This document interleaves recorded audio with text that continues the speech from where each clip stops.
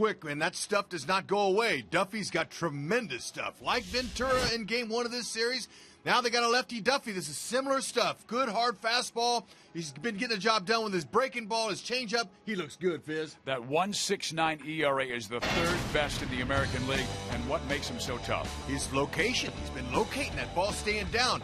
No longer is Duffy throwing high fastballs and the offense taxing his pitch count. He's pitching to contact now, believe it or not, and the numbers show it. Both pitchers extremely hot. Since May 1st, Kluber at 2.46, Duffy at 2.66. Could be a low-scoring affair. However, if the moose is loose, be careful. People in the outfield are in trouble. 4 home runs against Cleveland this year. It's the Tribe and the Royals coming your way next.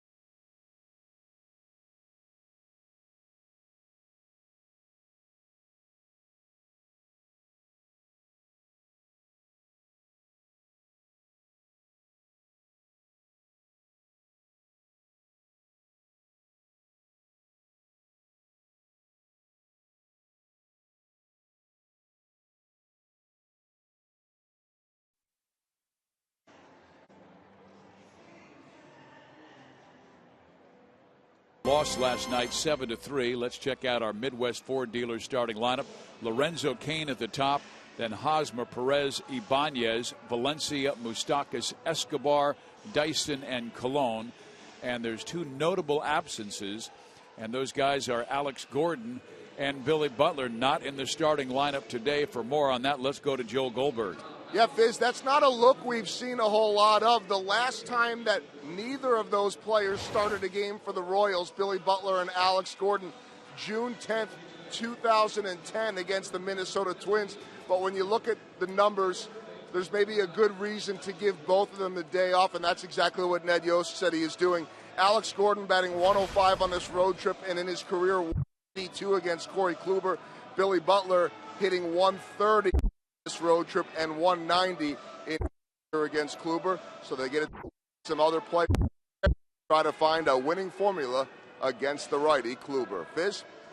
Thank you very much, Joel. And as you indicated during your pregame show, Michael Bourne out because of that leg injury. He is not in the Cleveland lineup, and that will hurt their defense. As we take a look at Corey Kluber, his numbers this year excellent, and his one complete game was against the Royals in this ballpark earlier this year. He's a tough competitor. He'll go 88 to 94, and he'll cut his fastball. His slider's his best pitch. It's his out pitch, curve and a changeup. He's an emerging ace on this staff. It's been really nice. He doesn't walk anybody either. Over Kluber's 59 career Major League games, he's never walked more than 4 batters in a single outing. He's averaging just 2 walks per 9. So Royals can expect some good pitches to hit. They just can't miss them. The Royals were able to get to him in his last start against KC on June 10th at the K. He gave up 6 runs, 3 earned in 5 innings. And here is Lorenzo Cain, who goes after the first pitch.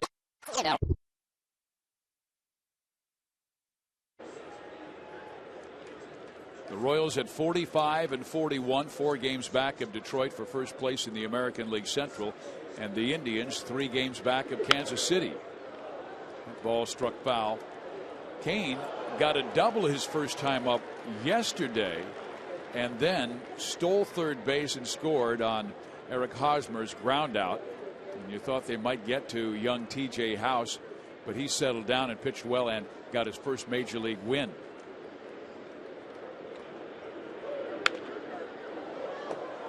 Stays 0-2 as Kluber, you indicated, only 29 walks this year in 117 and a third innings, while striking out 127. That's 6th most in the American League. David Price, who has heard his name mentioned in a lot of trade rumors, leads the American League with 153. And he's going today against the Tigers. So that's good. Royals are going to miss Archer and Price. And that next little 3.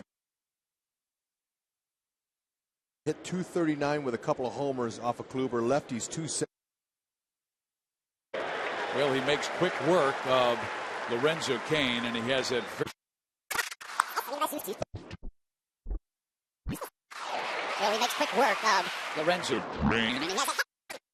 is highlighted as Aviles. We want to share with you that, heck, this is a versatile player. Managers love to have a guy that can swing that way and play all different spots. He's a fine.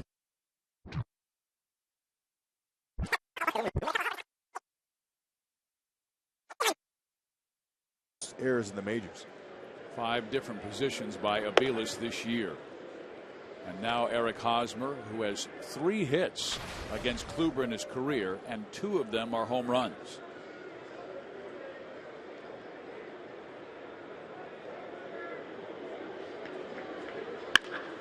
Hit sharply, but right at the second baseman, Kipnis. 2 outs. Just a reminder, as you enjoy a cold one, to look forward to Miller Time later in today's game, brought to you by Miller Lite. This, of course, is the Independence Day holiday weekend, and so a lot of families still together having barbecues and enjoying baseball. Today we come to you from Cleveland, Ohio. And today also is the day that find out who's on the All-Star team. Maybe Salvi, he could be the starter. He should be the starter. Although Cleveland really likes their catcher, Yan Gomes. All-Star selections will be announced by Major League Baseball tonight, and following the unveiling of the American and National League rosters, 5 final vote candidates will be given the opportunity to vote for that 34th and final roster spot. There's that slider, and it is a good one. Yep, it's sneaky. It's hard to pick up the rotation. Kluber's he's a good pitcher. He's all around the plate. Tries to stay out of the middle like most guys. Salvi's 2 for 9 in his career off him.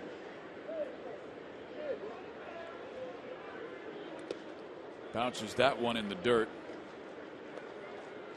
He is pitching on 5 days rest after working 6 2/3 in the Tribe's 1-0 loss to the Dodgers on Monday. He has pitched extremely well, but Cleveland has not given him much support. 7-6 record, a 2.99 ERA. Hit sharply, and Kipnis stays with it as he knocks it down and still has time to throw out Salvador. The Royals need excellence from this man, Danny Duffy. He was the Royals' June Pitcher of the Month.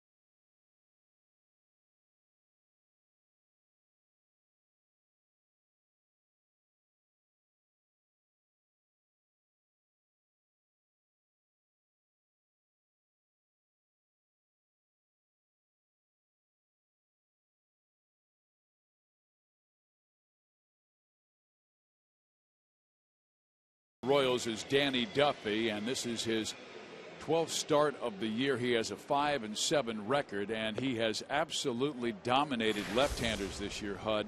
And Cleveland will put 3 left-handers in the lineup against him. And you also take a look at his pitches per inning are down. Yeah, it's because he's not throwing as many high fastballs. He's past the stage where he feels like he has to blow it by every hitter. So they're not taxing his pitch count. One of the ways that he's evolved this season, he's taken some off his fastball. He'll go from 90 to 97 with that fastball. Kind of a slurvy curve and a nice changeup. Try to keep these guys off balance as a team against left-handers. The Cleveland Indians hitting .242, and their record against lefty starters is 11-16. So they haven't really fared that well against lefties, and hopefully Duffy can stay right around that plate, follow Salvi's lead. Here is one of the 3 left-handers in the Cleveland lineup, Jason Kipnis, who hits .218 against southpaw pitching. He was gone for a month because of a rib injury. Back now trying to put his season together. And there's a low strike on the inside corner, perfectly located. I'd love to see more of that. Kipnis 1 for 4. That one hit was a homer off Duffy.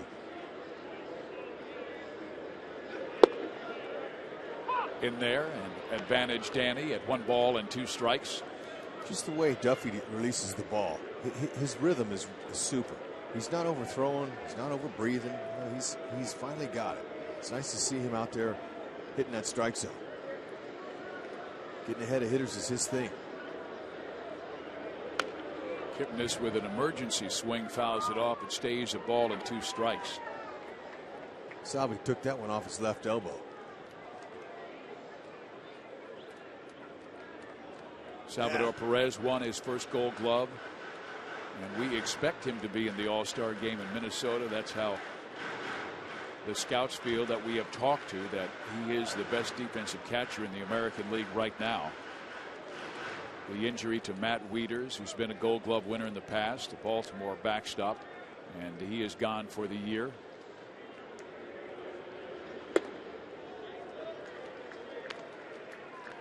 Staying mainly fastballs early with Kipnis.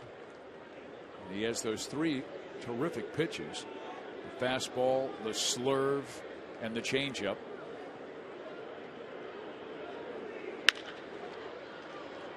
Hosmer gets it to Danny, and he gets there just in front of Jason Kipnis for out number 1. Defensively, behind Danny Duffy this afternoon here at Progressive Field, we're going to highlight Ibanez, who's over in left field. Those assists he's got, second among active players, and the only guy ahead of him the Soriano of the Yankees, who got released today by the Yankees. But he can throw. He's got a strong arm, very accurate, smart player. Yeah, there were some interesting moves made recently. We told you about the Jeff Samardzija deal earlier this weekend, and he's starting today for the A's against Toronto. And the Yanks acquired Brandon McCarthy today for a left-handed pitcher, Vidal Nuno, going to Arizona. So the Yankees trying to get their rotation better, particularly with CC Sabathia likely lost for the rest of the year. They had to regroup. They're still in it. Cabrera fouls it off late on that pitch. Curveball at 79 miles an hour. Cabrera just hitting .216 his last 17 games, .246 overall. He's had success against Danny, though.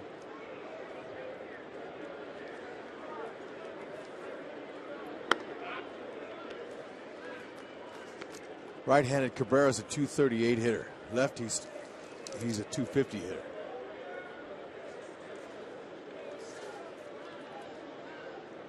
Two of his 8 homers have come off of lefties. So Danny tests him upstairs.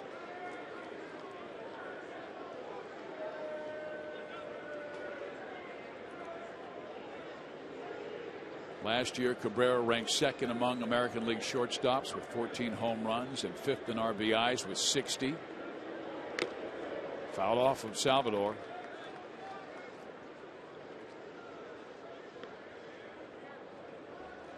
And Rex, I've got to ask you a question. Why has Cabrera struggled so much in day games? He doesn't know, and I don't either. I know you were talking in our last game that it's more difficult to see a changeup in daytime than nighttime. It can be, Fizz, but you know, daytime is natural light. Typically, most guys are going to have better numbers when they can see the ball. Nighttime's, you know, it's great too. You can see it's the big leagues. They got big league lights, but it's just sometimes split numbers like that. It's hard to explain why, but I can tell you from a catcher's standpoint that they call changeups more because when you're squinting in your eyes and you don't have any sunglasses on up there, those are a little bit easier or harder to pick up that pitch. Well, he went with a mid-90s fastball and gets his first strikeout of the day, and now will face the very hot Michael Brantley. This guy has really hurt the Royals throughout his career, hitting .335 against Kansas City in his career and over .400 this year. He had his 5th 3-hit game last night in the Indians' 7-3 victory. .273 hitter against southpaws. That's a good number. 3 of his 13 homers have come against lefties. But he's a hit it where it's pitched type of guy. Hits it sharply. Hosmer says he wants it, he'll take it, and Duffy, much like Kluber, has an excellent first inning.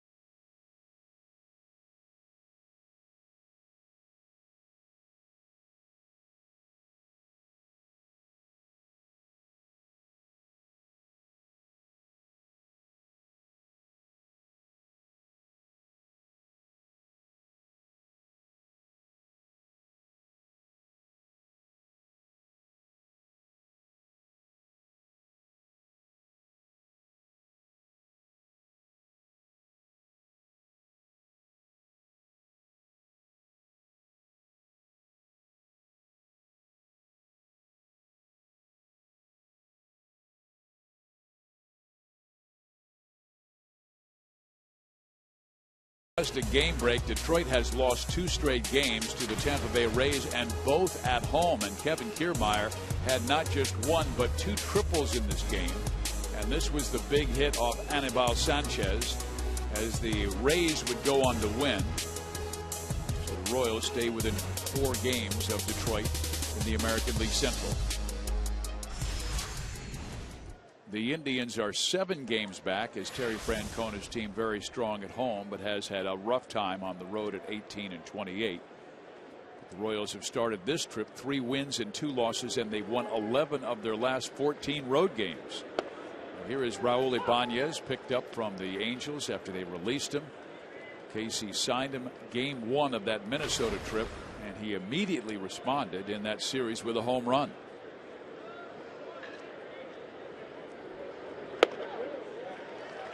He is down to Kluber, 0-2.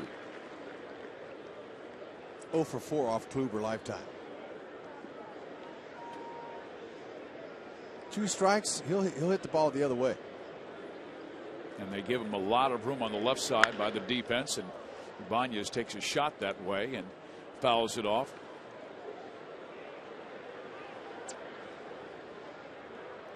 Three infielders in the right side. You can see where second baseman Kipnis is playing in shallow right field.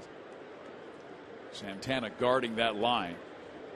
A ton of room between the third baseman Chisenhall and the third baseline. Outside corner, perfectly located. 2 strikeouts for Kluber. Backdoor curveball. Hitters give up on those right away when they see it because it's way out of the zone. Thought that was going to end up high, but the break caught the top half. Good spot.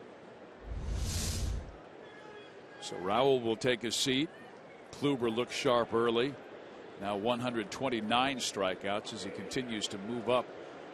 He is right behind Tanaka of the Yankees for 5th in the American League, and now it is Danny Valencia. See what he's done in his last 6 games. And he hits that one to center field. Michael Brantley playing center today because of the injury to Michael Bourne, but very capable man in center field, and very quickly 2 outs in the second. Our Toyota League leaders are about what teams have done away from home. And the Royals with an 11-3 mark, the best since June 2nd, and overall they're 24-19 on the road this year. Only the Mariners have more road wins since June 2nd. It's a confident bunch. And for their first straight, or their 5th straight series win against the Central. So they're picking up ground in the Central for sure. But they'd sure like to leave here with a series victory. Well, they had a great last road trip, sweeping Chicago, taking 3 of 4 from Detroit. Here is Mike Moustakas, tries to check his swing, but it caught the zone, and it's a 1-1 count. 5 for 14 Moose is against Kluber. Keep getting them base hits to left field. That average at 192 is going to climb. He had the knockout punch in the Royals' 7-1 victory on Friday. Came up in the 6th inning with 2 on and had a 3-2 count and hammered it into the right field seats. 4 of his 9 home runs this year have come against Cleveland pitching. It's a strike. He went, and it's a 2-2 count. He's up in the zone here with Moose. Maybe he's doing that on purpose. That ball Moose powdered out of the ballpark was down around his ankles. Well, it appears he's got good stuff, good command early. He has struck out 3 of the first 6 Royals that he's faced.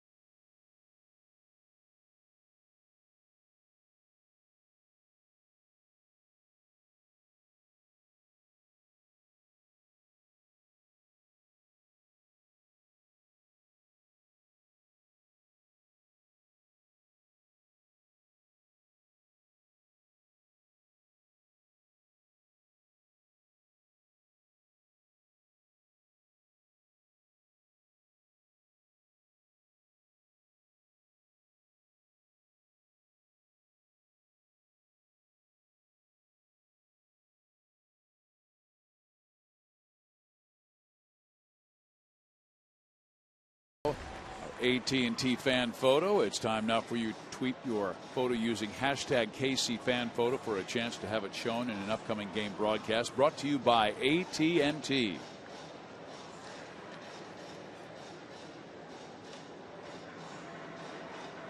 Danny Duffy ready to go to work against Carlos Santana.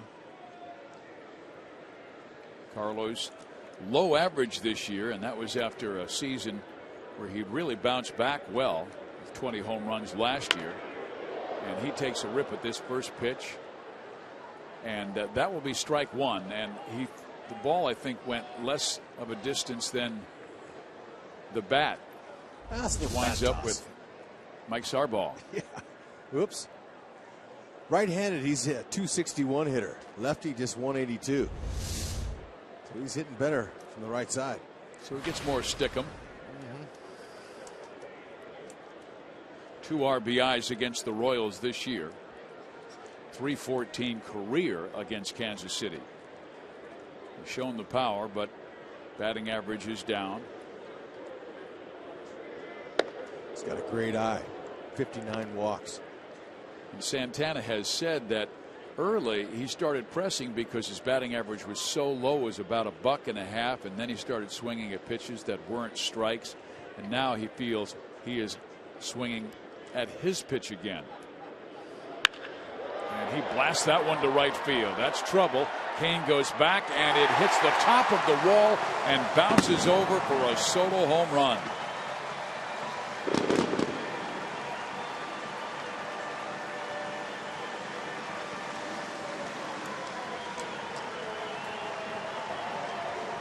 Sixth home run given up to a right-handed batter by Duffy. Ball was elevated. It was at the top of the strike zone, and he just put a good level swing on it and hit it where it was pitched. Looked like a changeup.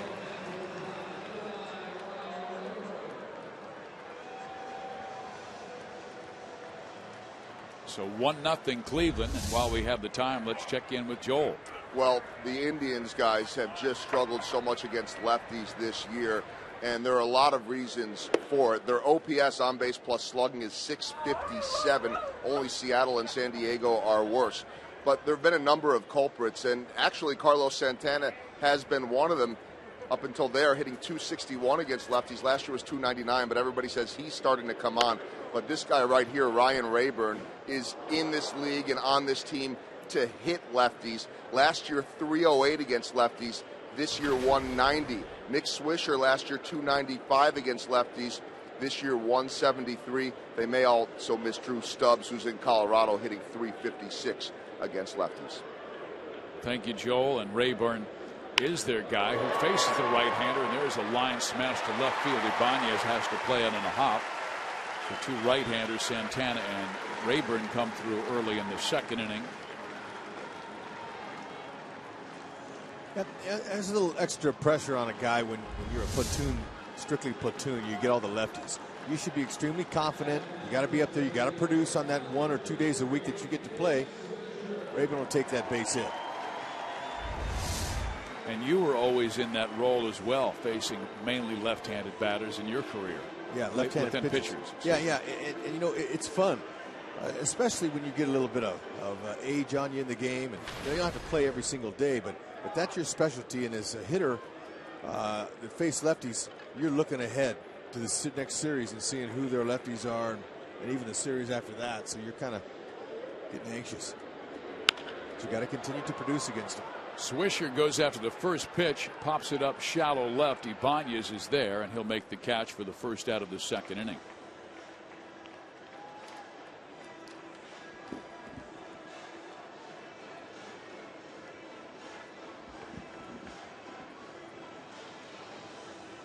So Danny Duffy in his last start beat Minnesota 6-1, only gave up 1 run in 5 2/3 inning, and his pitch count was really low first 4 innings, and then got a little high in the 5th and 6th, and Ned Yost got him out in the 6th inning. Here is Yan Gomes, got yesterday off as they started former Royal George Contreras.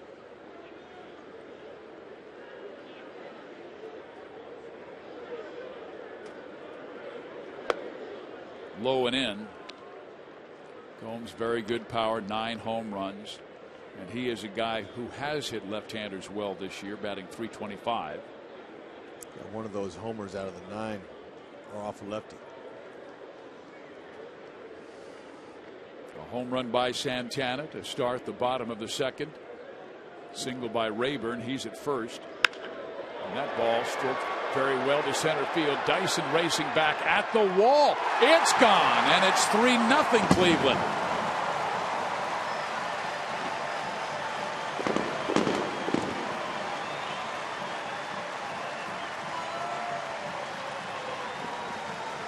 Ball's carrying today, no doubt. There's hardly any wind at Progressive, and what wind there is blown out of the ballpark, but Duffy's missing.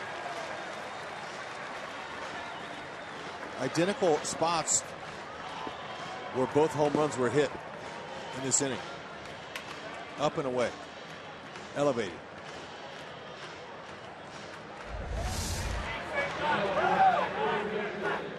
So the Royals have a chore facing Corey Kluber, who hasn't allowed many runs, and finally getting some run support. He's going to have to figure a way to get his stuff back down again. He's got to stay down. Jeremy Guthrie had his shortest outing of the year last night in a 7-3 loss to Cleveland. Royals have not had much success in this ballpark this year. They were beaten 3 out of 4 times. Their one other series in Cleveland, and they were able to gain a split in the first 2 games of this series. There is Chisenhall, a left-handed batter, and he takes outside ball 1. Pretty good pitch there. There is Guthrie. Gave up a season-high 11 hits, the second most runs he's allowed in one game this year. 6.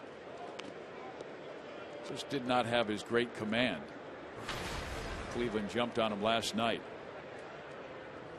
99 pitches in 4+ innings. Just not like Guthrie. He's been pretty solid, but you know, this goes to show you, you're not going to have your best stuff every time out. But when you compete, and you do the best you can to stay in the game, and you're around the plate, you're going to get whacked once in a while.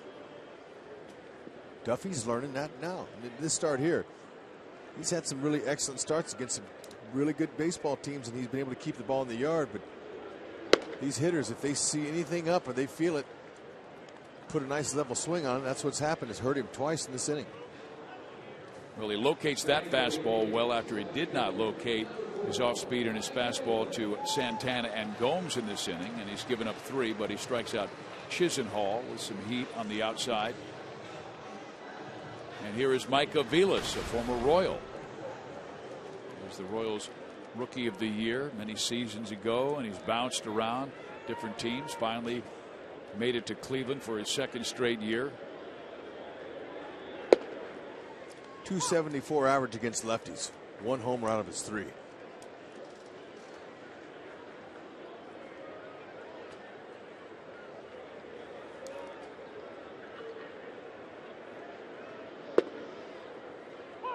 And even though he doesn't play every day, he is 8th on the team with 23 RBIs.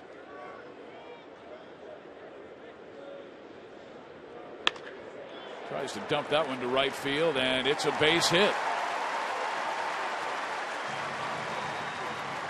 Mike stays at second base with a 2-out double.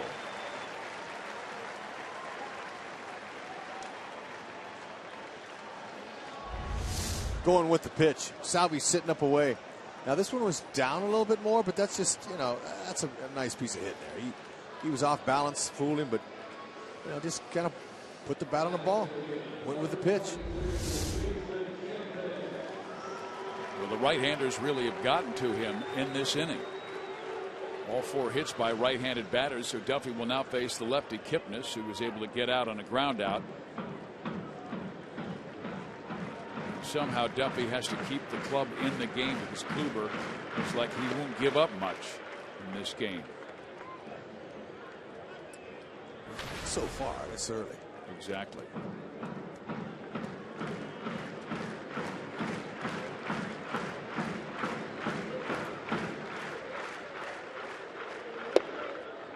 One ball, one strike, but that was the moment last night Rex. Jeremy Guthrie had runners on, 2 out.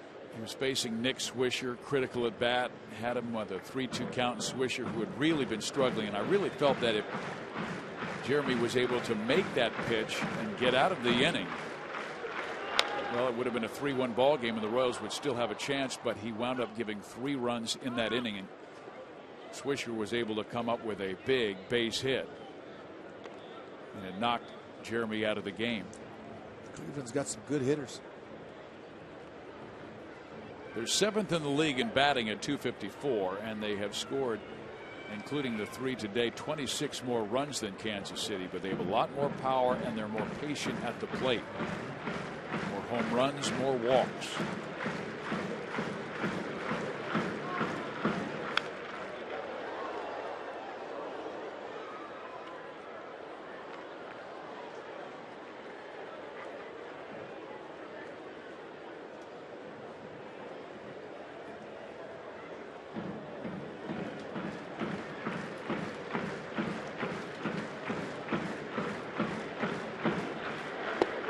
Kipnis takes a called strike 3. 3 strikeouts in the ball game for Danny Duffy, but he gives up 3 runs in the second.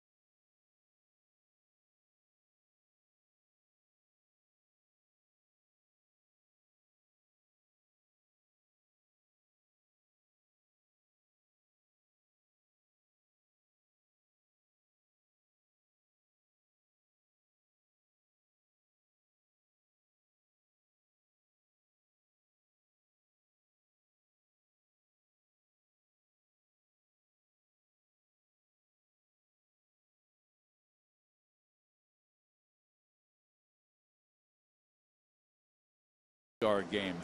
Amos Otis, John Mayberry, Lou Piniella, Cookie Rojas. Text A, B, C, or D to 432-432, and we will give you the answer later in the game. How about D, Cookie Rojas? You throwing the fans a cookie? Exactly. I like the name.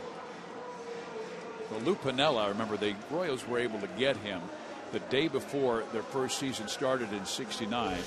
And he got 4 hits in the opener against the Minnesota Twins. Joe Keogh would win that game on a base hit in the 10th or in extra innings. But Piniella started in center field, and he was never known for his defense.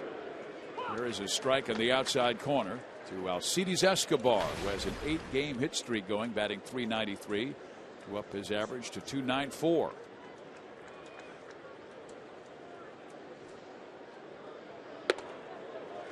He looks tough. And Corey Kluber was not a top prospect in the San Diego Padres system. He was born in Jacksonville but raised in Texas. Padres 4th-round pick in 2007 out of Stetson. Only had a 4.5 ERA in 148 minor league games, but included in a 3-team deal coming to the Tribe with Jake Westbrook going to St. Louis, Ryan Ludwig going to San Diego, and Kluber coming to Cleveland. And whoever it was who figured him out, or what he added to his repertoire to get him to the level Well, they did a remarkable job, and there is the outside corner with a great breaking ball. 4 strikeouts already for Kluber. Yeah, he everything he throws moves. He's got a good 4-seam fastball. We've seen 95 of that. Now that's his slider, but he's been throwing a lot of cutters too, and that's some late movement that tricks the hitter. There's occasional breaking balls, some changeups, but he's right around the plate and can be tough because he adds and subtracts off of his fastball and turns that pitch into 3 different pitches. He has struck out 3 of the last 4 Royals, and 2 of them looking. Now it's Dyson. You got to zone him. Try to put him in a little square wherever you're looking. Stay with it. For Dyson, just stay on top of the ball. Use his speed. Might want to test Santana at first base on a bunt.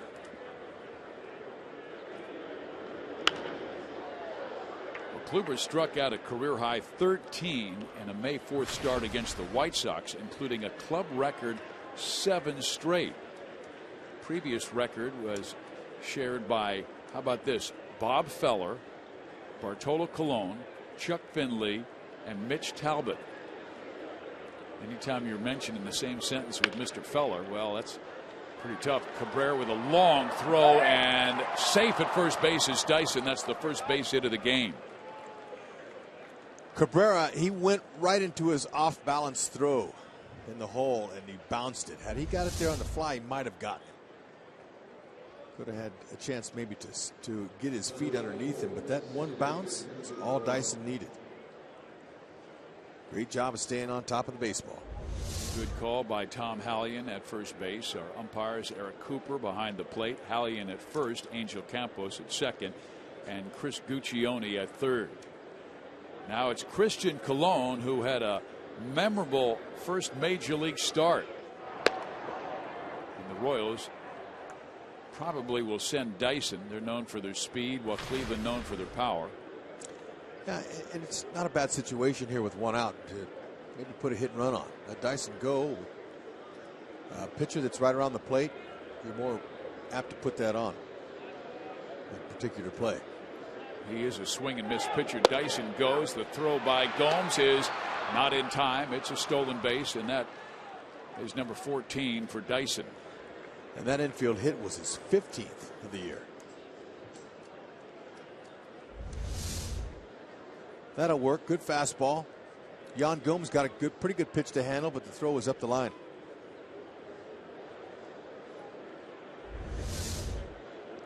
Colon with 3 extra base hits in his first major league start. 2 doubles and a triple. Last time that happened by a Royal was 1999. The mighty Mark Quinn. We did that game. Angels and Royals, and Quinn hit 2 home runs. Yeah, we were wondering who this guy was. But Christian Colon, people know him. Former #1 pick. He's 1 for 1 so far this year with a runner in scoring position. Stay hot.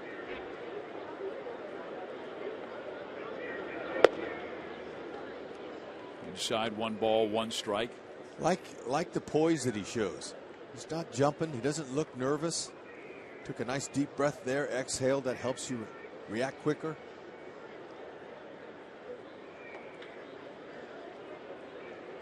Looks confident. He's also a we guy, Hud. He doesn't say I very much. So he's talking about the team. And the only time I heard him use the word I was, all I want to do is help the team win. No, and that's proper. Veterans on your team, they look for quotes like that, and they're hopeful they see more we and us. You know, me and I. It's part of the policing job that you do on a young player. And policing is important. It comes from veteran players. Leadership doesn't come from your manager or your coaches. Sometimes it does, but you need players in your locker room day to day that police, that tell guys, hey, look, you know, you're not doing this right, or we need to do this a little bit differently here. It's called leadership. A lot of his teammates pointed to Christian's leadership at Omaha. Last year he was the Omaha Player of the Year. Hit .273 with 12 home runs and scored 73. And that Omaha team would win the AAA championship. That's up. He was on the infield with 5 years of minor league ball. Fizz, you know, you can learn a lot about the game during that amount of time, especially when you're playing every day. And the experience he gained in Omaha this year, playing 20 games at second in a row and then going and playing 20 at short and 20 at third, that really helped him get familiar with each position. He swings and misses, and Corey Kluber already with 5 strikeouts and not yet 3 innings. Well, new this year, you can get an autograph from select Royals players prior to every Sunday home game. On Signature Sundays, 2 Royals players will sign autographs on top of the Royals dugout from 11:45 to 12:05, weather permitting. So come out to the ballpark early on Family Fun Day Sundays. Learn more at Royals.com/Sunday. Well, on this Sunday afternoon, final game of this series with Cleveland, the Tribe with 2 home runs in the second, one by Santana, one by Gomes. And the Royals have their guy at the plate who has done the best job this year with runners in scoring position at .384. They can't be wasting any time. They got to try to pick up a run here or there when they can off of Kluber.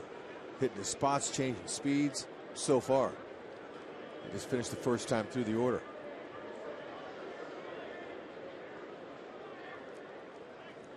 He notched his first career complete game on April 24th against the Royals here at Progressive, allowing just 1 unearned run while striking out 11. But then came back next start against Kansas City, and the Royals rocked him for 6 runs in 5 innings. Kane lines out to the second baseman Kipnis, and does it for the Royals in the third.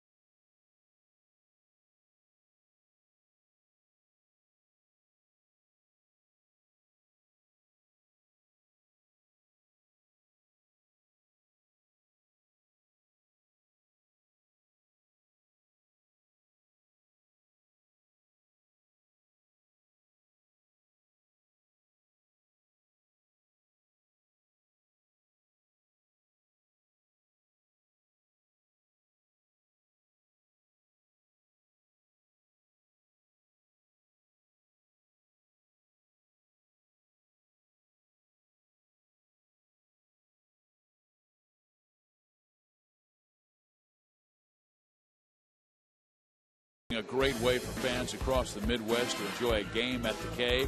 It's the Be Royal Fan Express. Fans in designated markets will have the opportunity to win a trip to the K. Next stop is St. Joe, Missouri. Next Saturday, July 12th. Go to Royals.com/Fan Express for more information.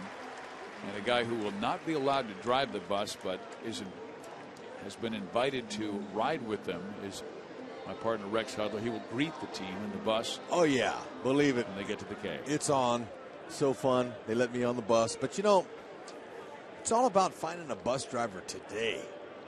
What offensive player from the Royals is going to be able to pick up Duffy here? Got to have some runs. Someone's got to produce it. Love if they could get a win. Heading out down to St. Pete. 3 against the Rays, and it'll be a good one tomorrow night, fans. James Shields makes his return to the team that he starred for. He gave them their first and only World Series win. And it will be against a former Royal by the name of Jake Odorizzi, who was part of that deal to get James to Kansas City. Vargas goes Tuesday against Bedard, Wednesday Ventura against Cobb.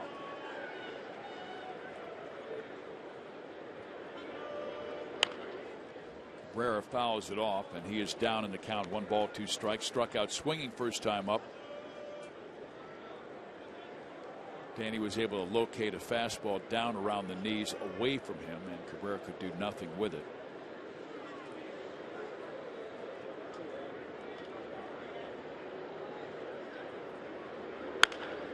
Curveball hit high in the air, left side. Ibanez, he'll make the catch, but boy, was Cabrera mad. He hung a curveball, and Cabrera couldn't do much with it. He makes a mental note of that as he goes back to the dugout, saying, okay, next time I see that, I'm going to try to stay on top of it a little bit more.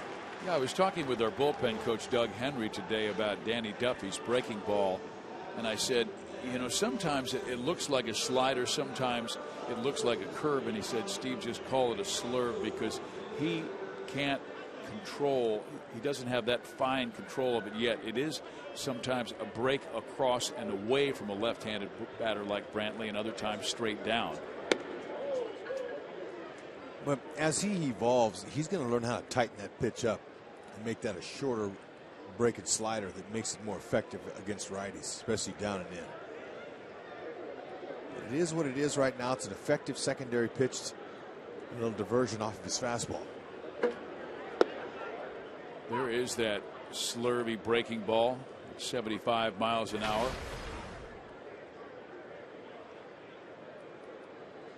Hitting with sunglasses is so much nicer. Modern technology again. There's a breaker right over the middle. That stayed up. Up the middle.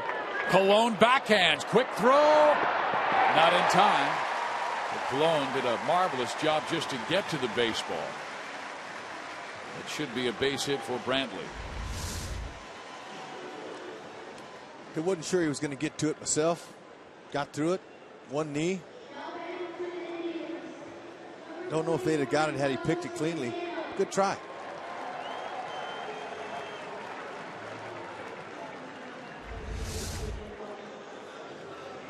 That is only the 6th base hit by a left-handed batter this year. 6 hits in 50 at bats. Well, here is Santana, who started his trouble in the 2nd inning, taking an off-speed pitch over the right field wall. It hit the top of the wall and bounced over. He has grounded into 9 double plays this year. That's what Duffy's hoping for here.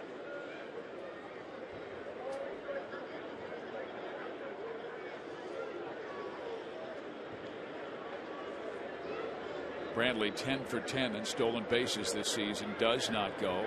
Santana swings and misses at the off speed. He's changing the eye level this time around. Here it is the last time around. Okay, Rayburn, see where they're all up, they're elevated. Hitters have a better chance for connection with those. All of them are up in the zone, elevated. So he's first 2 curveballs to Santana were good pitches, down.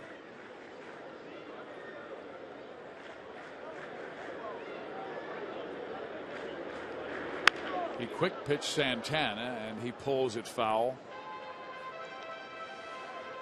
That's a slide step that he helps Salvador Perez keep that runner a little bit closer.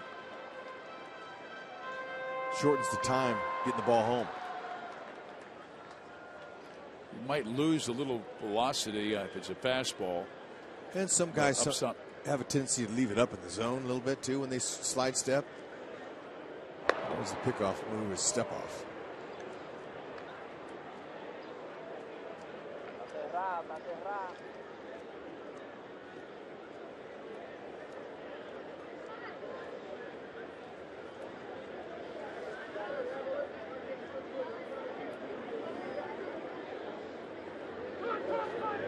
Time called by Santana.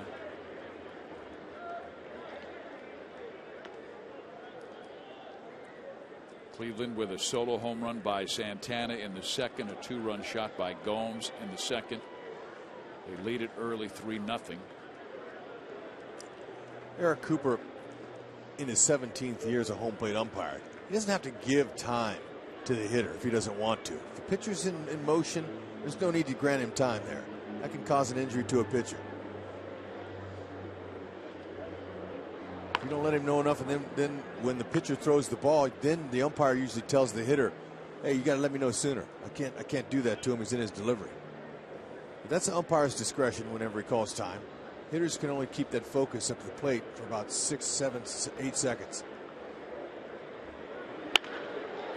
Backhanded by Moustakas. They've got one, and they've got two. Just what Duffy ordered. Great play all the way around. Moose. Colon showing quick hands there at second base. Excellent transfer. When it's played right, it's fun to watch. Look at Moose get rid of it quickly. Colon, great transfer.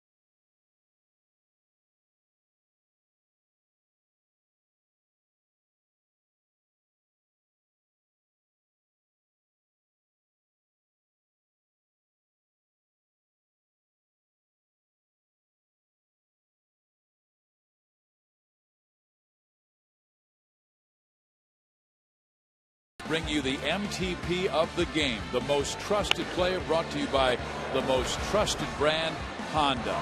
Mike Moustakas started that double play. Sure did. Now look at the transfer. I like how Colon used the base as protection from Brantley. Stayed behind the bag, quick hands, stayed on top of the throw. Beautiful round the horn. Now the Royals will have hitters 2, 3, and 4 coming up in the fourth.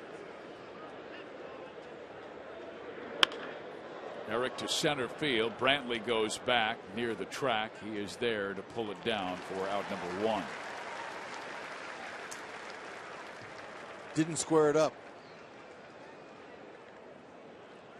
A nice wind is blowing out of this ballpark, and that helped it get as far as it did, but he hit that off the end. Right down the middle.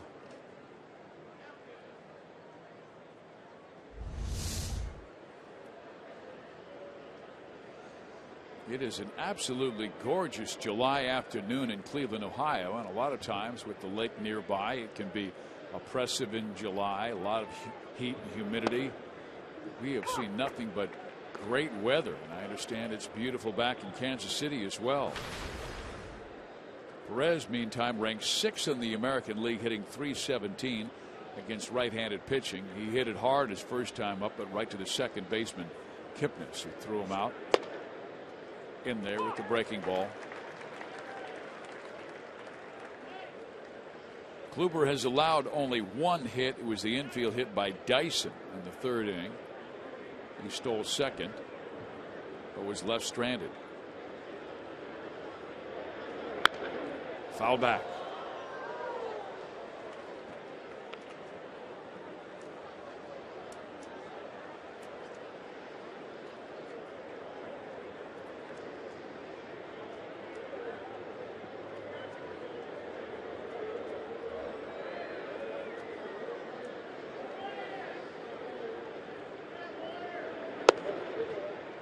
Again, that slider that misses low and away. 1 ball, 2 strikes. You can tell a difference between his cut fastball and his slider. Slider has more depth, more break down. Cutter moves sideways about 2 inches. Got it on the fist of Salvador, and he just fouls it off just past Rusty Kuntz, the Royals' first base coach. His 4-seam fastball he throws up in the zone and in. Pretty firm in the mid-90s.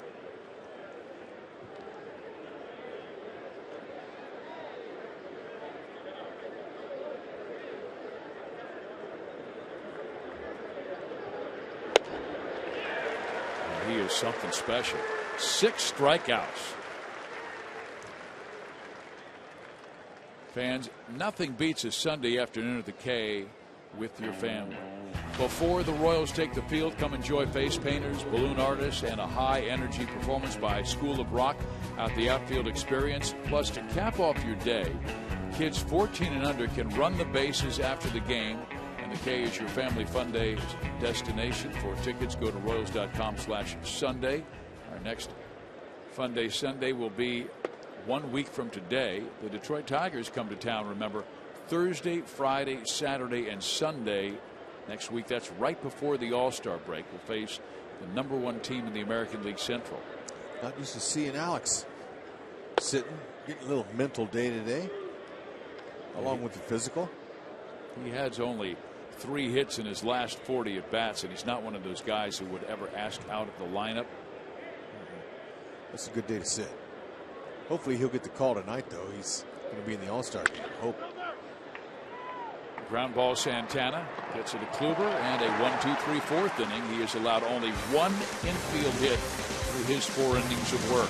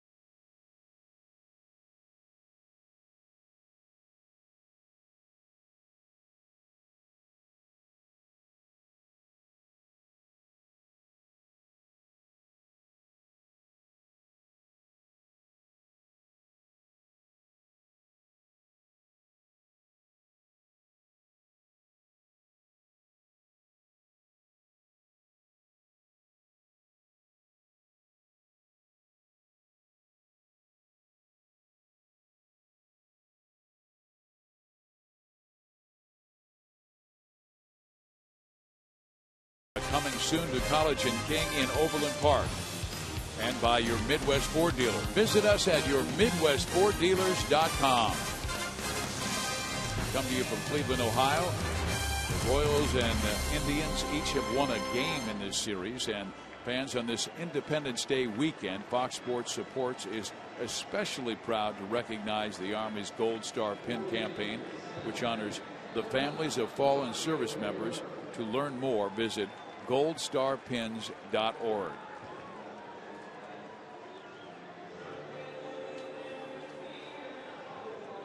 Bottom of the 4th inning, Ryan Rayburn, who's single. 1 out later, Yan Gomes would go deep for a 3-0 lead. Ground ball up the middle. Cologne will handle it, and he throws out Rayburn. That's one of the things that Ned's hoping Duffy could learn about, and that's the balls come back to the mound. You saw him, he tried to sweep at it with his backhand to knock it down. Sometimes that causes you more harm than good. Duffy in his last start, he dove for a ball off the side, and it was a routine grounder.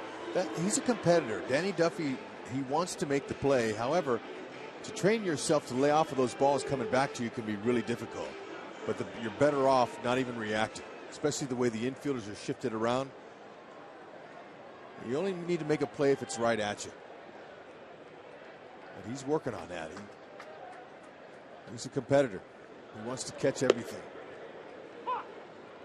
And I remember the play you were talking about. I believe it was in the Angels series where a ball was struck up the middle and it glanced a little bit off of Duffy and went to Escobar, but the ball had slowed down where Esky could not turn the double play.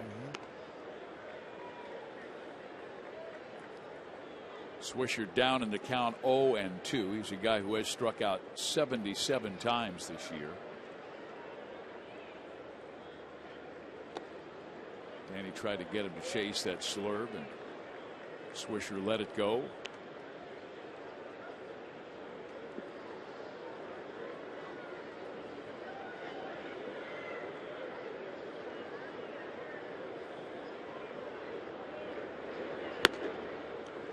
Salvador wanted the cheese at the knees, but Danny really let it go, and at 94 miles an hour had good velocity, but way up. And now a 2-2 count.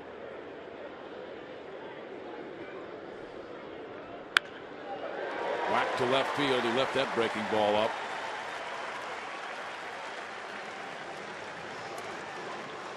So much easier to hit when it's elevated. You see it better.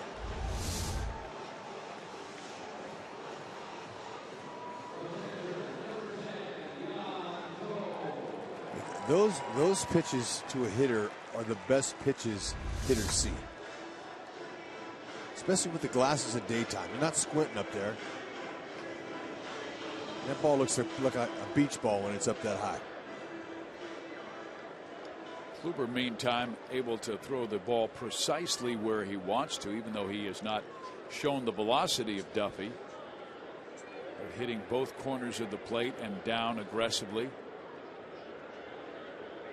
Now Gomes. And there's another high fastball, and you can see Salvador motion to him. Let's keep it down. Perez wanted the ball down and in, and it got a little bit up and away. And you might remember when Gomes got one up and away last at bat, he homered to center field.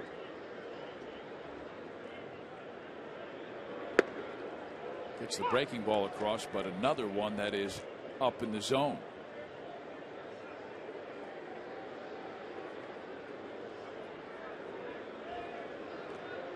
Got himself a foul ball. Sis has herself an ice cream cone. I don't know which one's more valuable. I'll take the cone. I figured you would. You already have the baseball. That's right. Now that one was well located. Just barely missed the strike zone. Yan Gomes out of Brazil the other day during batting practice was wearing that Brazilian yellow jersey of the World Cup Brazilian national team, who won and continued to move on in the World Cup. Popped him up right side. Hosmer drifts out. Colon down the line is there to make the catch, and that's the second out.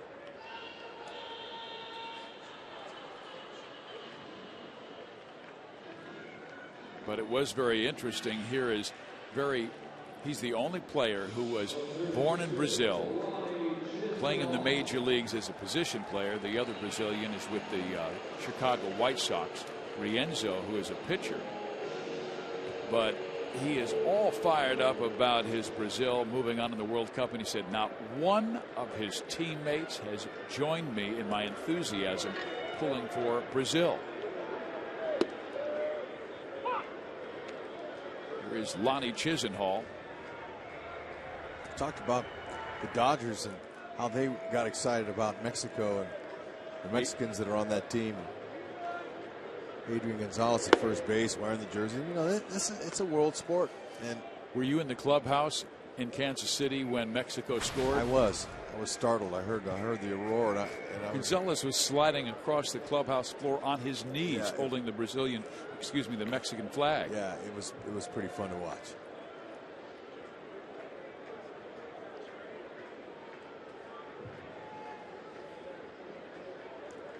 But this is the sport of grinders where they play every single day in baseball. It's a strategy game, thinking man's game.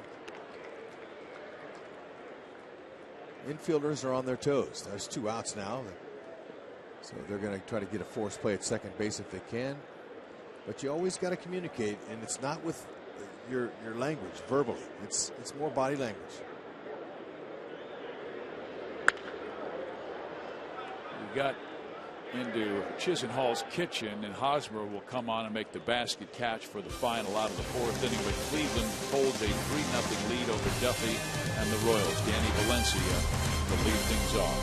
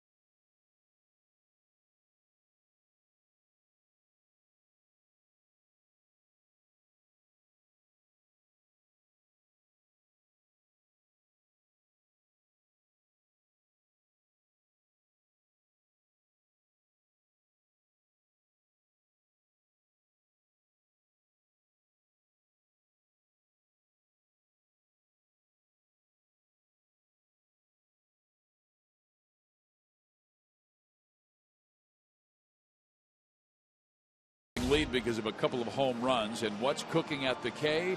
How about Thursday? All you can eat seats, July 10th. That doesn't mean you eat the seats, but we have some incredible meals for you. And if you sit in those seats, you get to eat as much as you want. And Friday, July 11th, Buck Night and Fireworks South.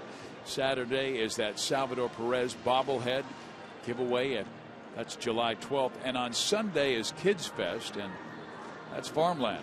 Have your beer and eat it too. You can't eat the seats though. No. Here is Danny Valencia, who went after the first pitch and skied it in the air to deep center field, but making the catch was Brantley near the warning track.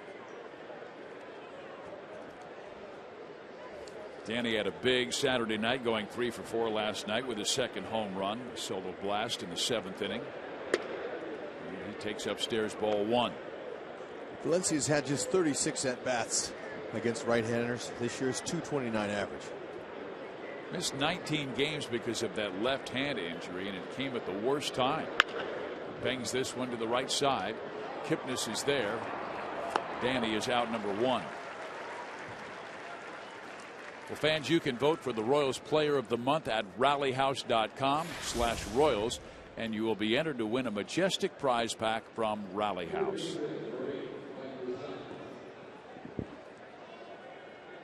Here is Moustakas, struck out swinging his first time up.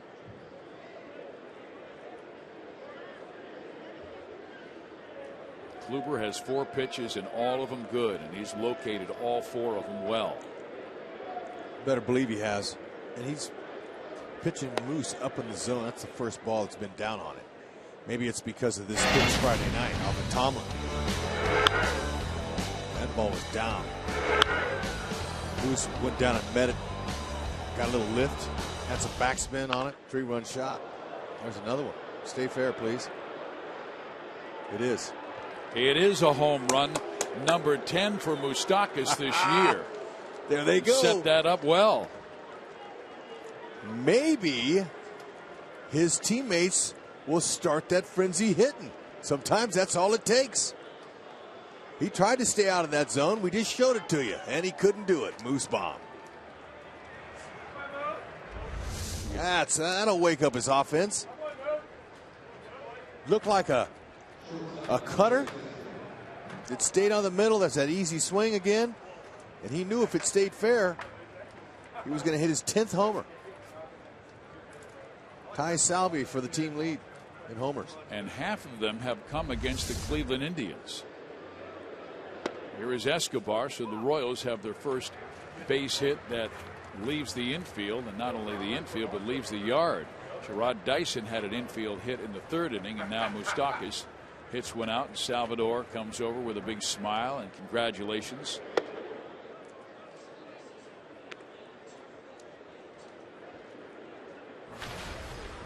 Moose has got that one swing ability.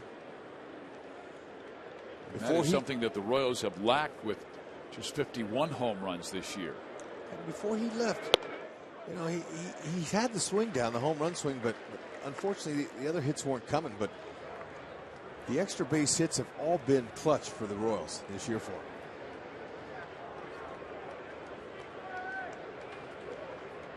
That ball was hit 382 down the line. Escobar, did he go? He did not. For more on Escobar, hoping to go to the All-Star game, let's go quickly to Joel. Yeah, Fizz had a chance to talk to him this morning, and he said it is one of his dreams to go to the All-Star game, so he would love to go. When I mentioned to him that this year could be tough just because of Jeter going in his retirement year, he said, you know what? He's the best player to me, Jeter. He said he needs to go. He is the captain, but he would love Alcides to join some of his teammates and go there. He'll be looking forward to the announcement tonight. He said if he goes, it's great. He won't be nervous. If not, no big deal, but it is definitely on his mind. Yeah, he said his 2 favorite players of all time are Derek Jeter of the Yankees and Omar Vizquel. Perfectly located fastball outside corner, and Escobar is strikeout victim number 7 already for Corey Kluber. Hitting his spots. Escobar knew he was going out there. He just couldn't swing. 95 down on the block. That ties him with Yu Darvish for 4th most in the American League. And we told you this was a guy, when he was acquired from San Diego, not much was expected, but he immediately made the rotation last year and won 11 games, and this year should surpass that, has 7 already. Quite frankly, should have more, but the team has not scored for him. The Tribe has only scored 7 runs in his last 5 starts before today. A 1-2 record with a 1.31 ERA for Kluber. A lot of hot pitchers right now, including Detroit's Rick Porcello going today, hosting Tampa Bay, and David Price. And Porcello going for back-to-back-to-back complete game shutouts. He had shut out Texas and Oakland recently. Dyson took one off of his foot.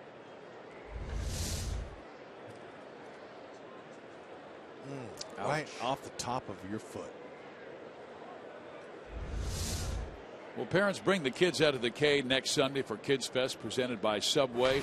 This day we pull out all the stops for the kids with entertainment and activities and the outfield experience before the Royals take on the Tigers. Plus, the first 5,000 kids 14 and under will receive a limited edition Slugger coloring book courtesy of the Kansas City Zoo. Gates open at 11:30. For tickets, call 1-800-6-ROYALS or go to royals.com/kidsfest.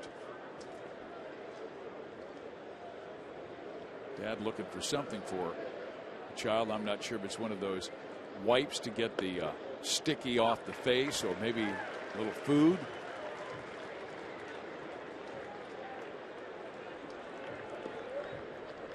Perfect day temperature wise. Sure is. 75 degrees.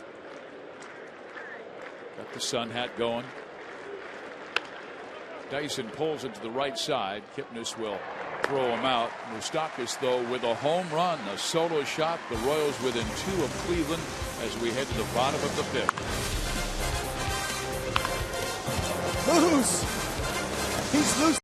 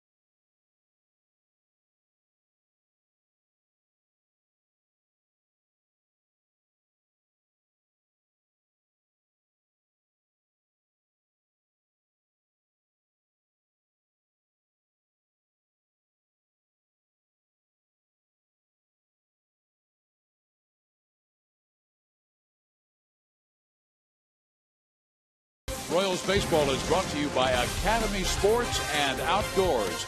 Right stuff, low price, every day.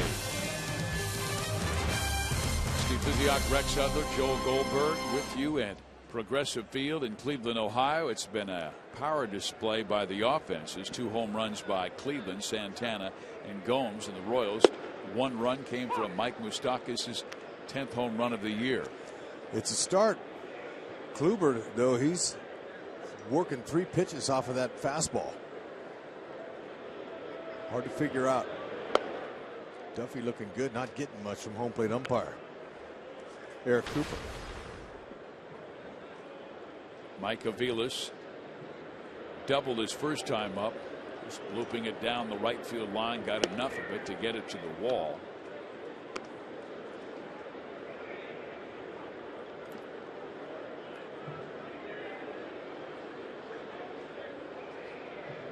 Danny hasn't walked in Cleveland Indian. He got jammed on that one. There's a quick throw. Got him. 1 out.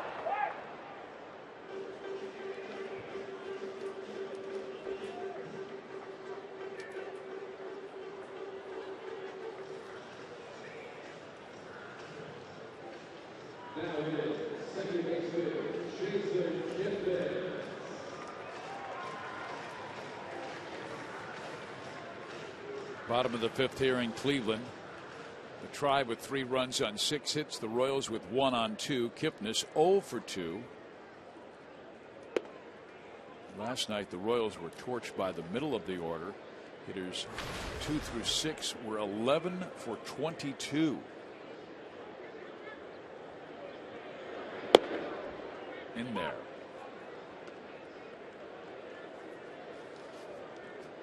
And Kipnis was one of those guys with an RBI double in the 3rd inning, scored a run in that 3-run 3rd, and also singled and scored on that double I talked about. Nick Swisher, key hit in that late inning, and that ball will be off the glove of Eric Hosmer and roll into right field. I'm not sure if it'll be an error or a base hit. It's got to be a hit. Come on. Hosmer makes those look routine all the time. He's got exceptional skills there, but every once in a while, there's going to be one that gets by him. Good firm 2-3 hopper. Had topspin on it. Not easy. They are going to give Kipnis a base hit. Yeah, I agree with him.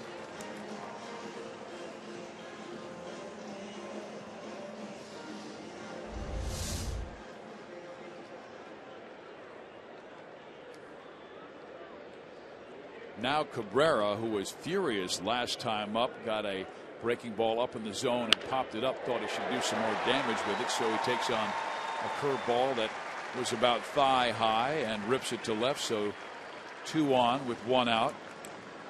And it was the same curveball. Told you he'd make a mental note of it, and he saw it first pitch. There it was, right over the plate. Base hit.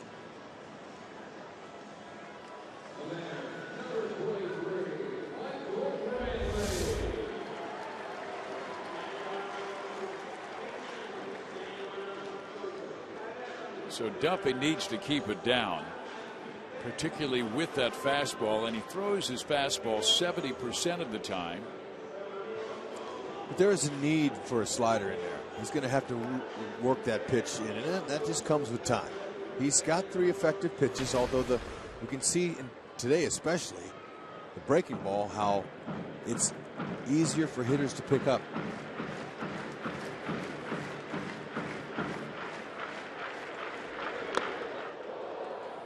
Well, he came up in the zone for Brantley, and Brantley wasn't ready for it. That's strike 1. But he's not shown the great command with that fastball like we saw against the St. Louis Cardinals and against the Chicago White Sox. That's a great pitch there. He was undecided what he wanted to do, but Duffy sent a nice message and backing him off. First pitch, backed him all the way off out of the circle into the grass.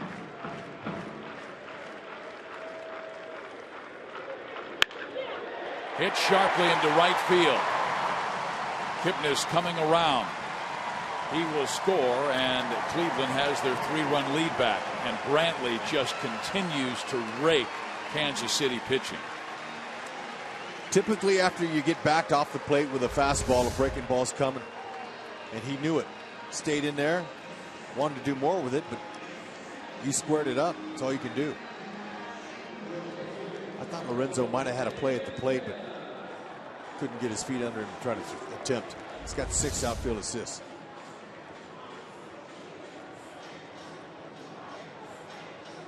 I just wonder if Danny has the confidence of commanding his fastballs, going more to that slur than we've seen in the past, and he's hanging that pitch as well. It's getting hit.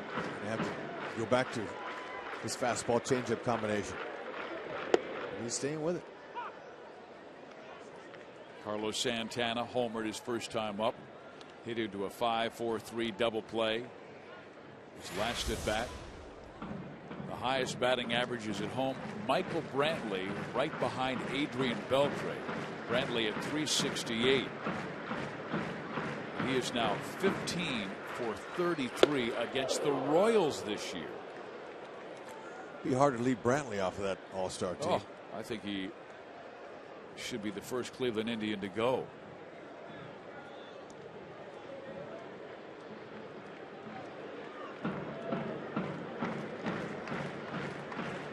They have some candidates. Lonnie Chisenhall has had a terrific first half. It's hard to get a guy to hit into a double play twice in a game. But Duffy would love that if it happened. He's got 2 strikes on him. Throw a little dead fish changeup on the outer half. He tries to pull it. Could get in to do it again. Double play depth. It means you give some ground so you can get to the base. Turn the double play. He rolls that one to Hosmer. He'll come back to the bag. The runners will advance, but 2 outs now. And this is the first time that Danny has allowed more than 3 runs in a game since May 28th against the Houston Astros, and that was when the Astros completed a 3-game sweep of the Royals.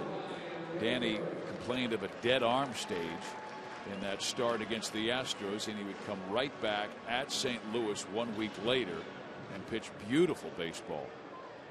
Shut out the Cardinals in 6 innings and allowed just 1 hit. He's up in the zone like Guthrie was yesterday. Now Ryan Rayburn.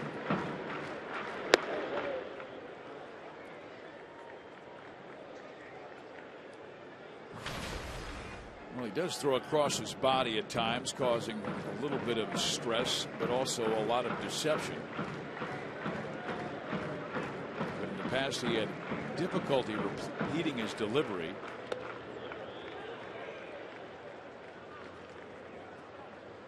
Bert Blyleven was talking about that the other day. He said he lost his release point, but then he found it under the dugout in Cleveland. That's amazing where you can find it, but you got to find it. Can't give him any more runs.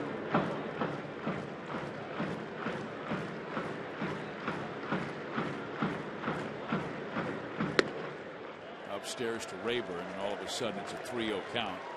And Danny in danger of walking his first with the veteran Nick Swisher waiting on deck.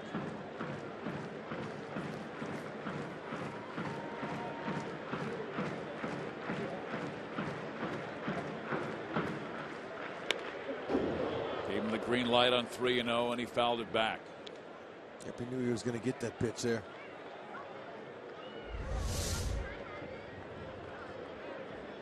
Ooh, had a good swing too, right on it. Just fouled it back.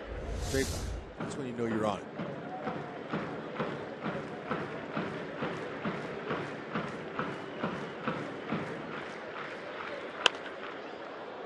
Better location on that one, down around the knees, and it's a 3-2 count. Rayburn last year, 16 home runs and only 277 plate appearances. Terry Francona really likes him on his bench.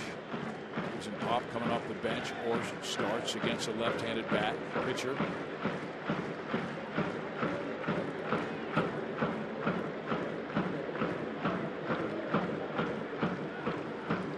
Second and third for Cleveland, 1 home in the 5th.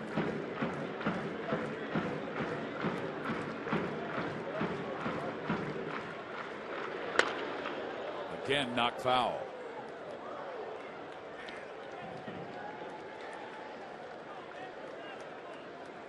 Three straight fastballs in a row. Got to be careful. He'll catch you if it's not located just right. Maybe he mixes in a secondary pitch here. Just keep it down.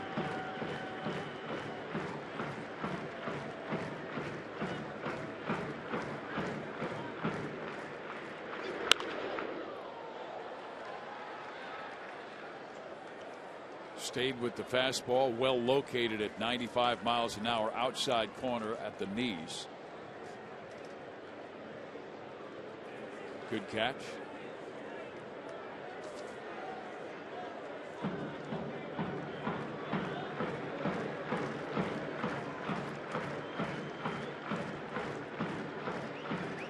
Salvi asked him to step off.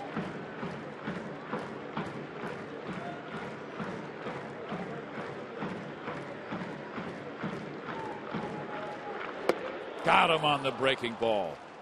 Good choice. But Duffy gives up a run and a single by Bradley.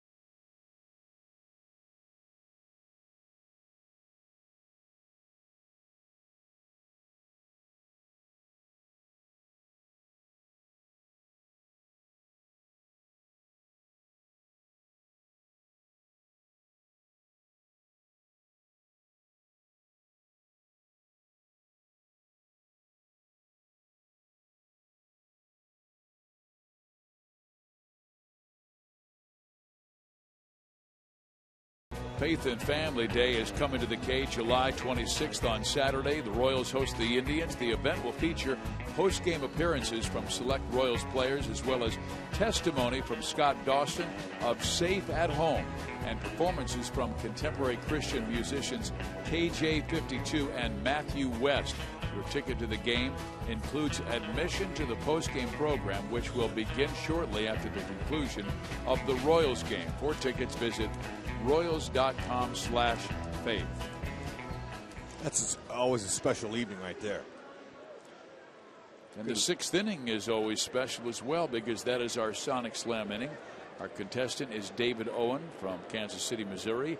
If the Royals hit a home run in this inning, David will win $200. But if the Royals hit a grand slam out of the park, David will win $25 grand from Sonic and the Royals. That'd be a beautiful thing. It's a slam. Colon getting his second start of this series. Infante played yesterday and played the entire game and had a couple of base hits. Yeah, it's good to spell him. He'll probably give Escobar a day off here, maybe on that carpet down in St. Pete, because Colon, solid player. And Rex, you talked about it earlier in the game where when he was down at Omaha, he would play 2 weeks at second base, 2 weeks at short, 2 weeks stretch at third base. And one of his strengths is his versatility. Yeah, and hopefully he's the answer they've been looking for in a utility infielder this season. It looks like it to me.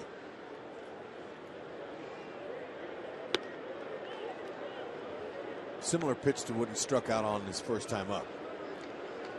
Kluber using 3 variations off his fastball. Cutter, 4-seam, 2-seam, slider. Once again gets jammed by Kluber, and 1 out. Royals only have 2 base runners. One was the infield hit by Dyson, the other the home run by Moustakas. Kluber, one of those guys, also very deserving, very all-star worthy. If you take a look at his numbers outside his record of 7-6, he's pitched brilliantly this year, but the team hasn't given him much support. And now Lorenzo Cain, who is 0 for 2 with a strikeout and pop-up.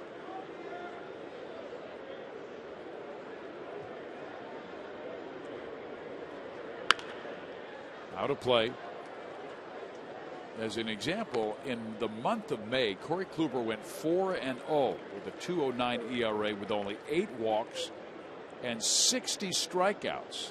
I mean, you go back to 1914, Kluber is just the 5th different Indians pitcher to strike out 60 in a single month.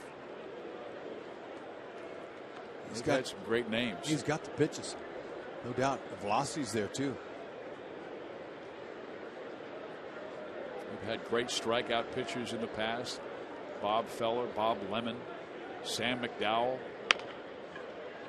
Another jam shot to third base. Chisenhall, wild throw, and that is his 12th error this year. Make it hurt.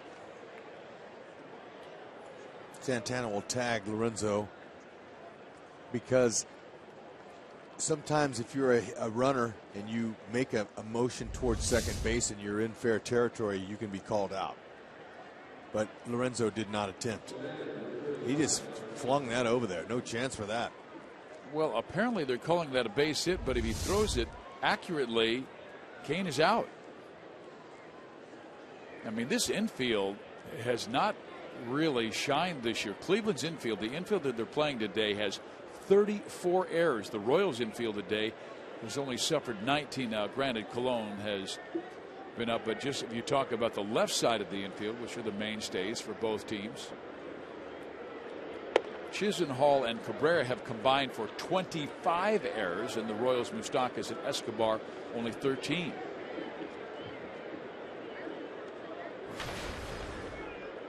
Well, anyway, the Royals get their 3rd hit. 2 of them have been infield hits, and here is Hosmer, 0 for 2. Flied out to deep center field last time up.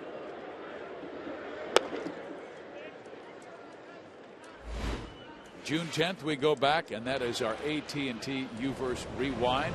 Kluber at Kansas City, and Hosmer got him. Fastball out over the middle. Down, though. Some good lift. He does that here, they're right back in it. How about a repeat? 2-1. Did not give him the heater, went more with the cutter. Lorenzo Cain's happy with the base hit.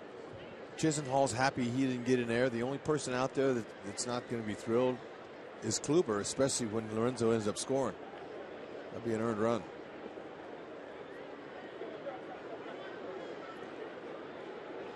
Hall's got to look him up. Wait him up. Up in the zone.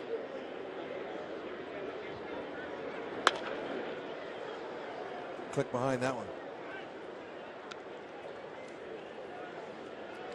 Yeah, the reason I thought it should have been an error, not only Chisenhall throws it accurately is Cain out, but also Kluber made a great pitch.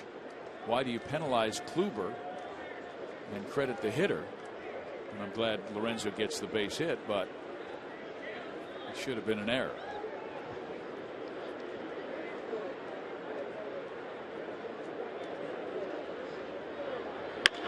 He hits that one well to center field, but Brantley is there and makes the catch. So Haas has hit 2 balls hard to center field, but right where Brantley was playing.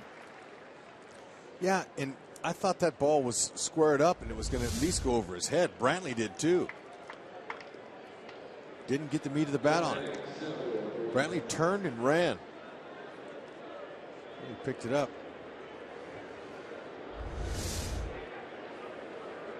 outfielders usually have a good read on a ball, how hard it's hit. Sometimes you hear it. And then he turned his back to the ball and ran. They pulled a parachute out.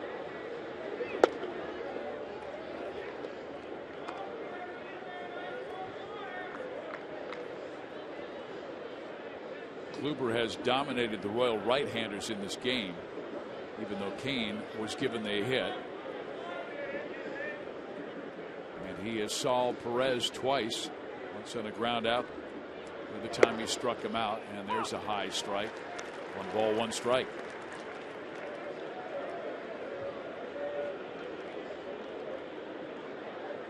Salvi wants that one back.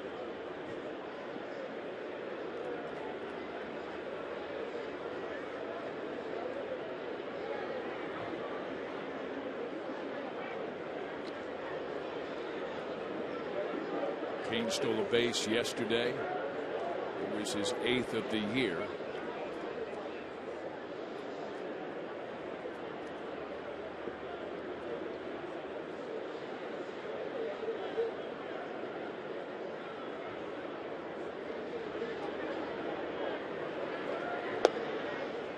Another good breaking ball in there. 1 ball and 2 strikes. Having a hard time figuring that pitch out. And it's a beauty. Breaks straight down. Doesn't stay in the hitting zone long.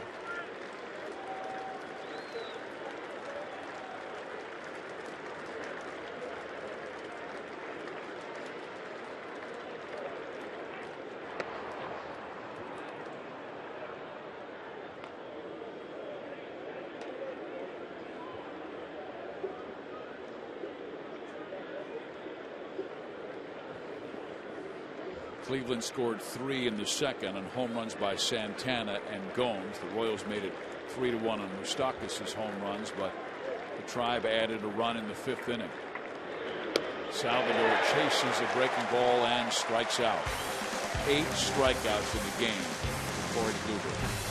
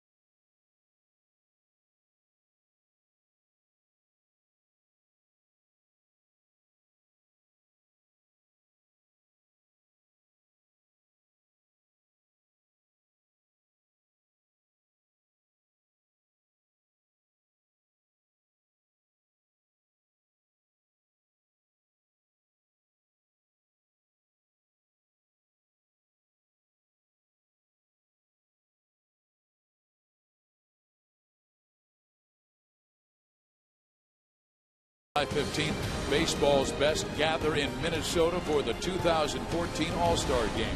Special coverage begins at 4:30 on Fox Sports 1, followed by the 2014 All-Star Game at 7:30 on Fox. Here in Cleveland, final game of this 3-game series. KC won on Friday 7-1, lost last night 7-3, and now being dominated by Corey Kluber And in the last of the 6th inning, Swisher, Gomes, and Chisenhall.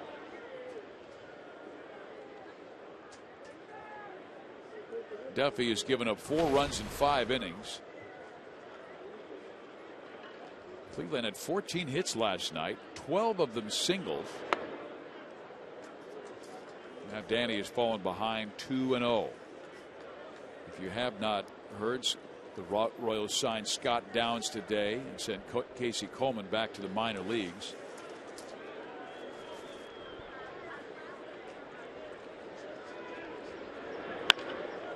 Swisher hits it high in the air. Ibanez with a long run, but it will find the seats in foul territory.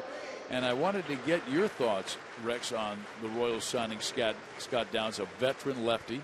Yeah, and he'll come in to try to get out the opposing team's left-handed bats, and that will be his specialty. He's got some experience, deception, big slider, big breaking ball. Should be able to do the job. Hopefully he will. Yeah, I thought because Cleveland's bullpen was a bit of a mess this year, they were rebuilding, that they had to use Downs more than he should have been used. The White Sox are using him a little bit more than he should have been used, and there's Scott. But he was facing a lot of right-handers as well. Now, lefties only batted .224 against him, and that's what KC would like to see. Ball popped up, and Swisher is taken care of by Alcides Escobar. Well, there is Downs, and we might see him later today. But our Sprint Family question of the day: who recorded the Royals' first hit in an All-Star game? Cookie Rojas. You threw the cookie out there, and you were correct, sir. Back in 1972.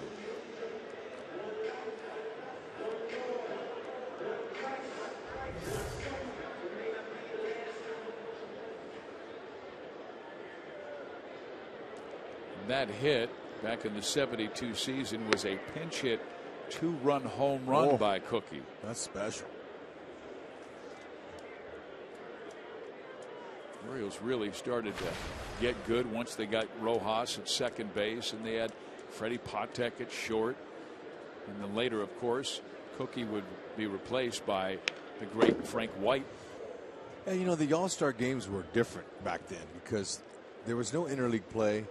And the American League they were prideful of their league, and the National League were prideful of theirs. And so whenever they got together in that All-Star game, it meant something more sentimental, or bragging rights is what it was. But they still had the desire to win that exhibition game. Hit down the left field side into the corner, and that is a fair ball. So Gomes has his second extra base hit of the day. Won a home run and now a double.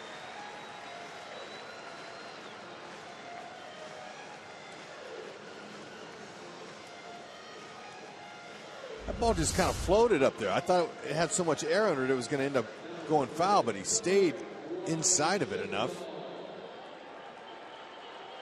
And it almost hit him. It was so far inside, but right on the chalk.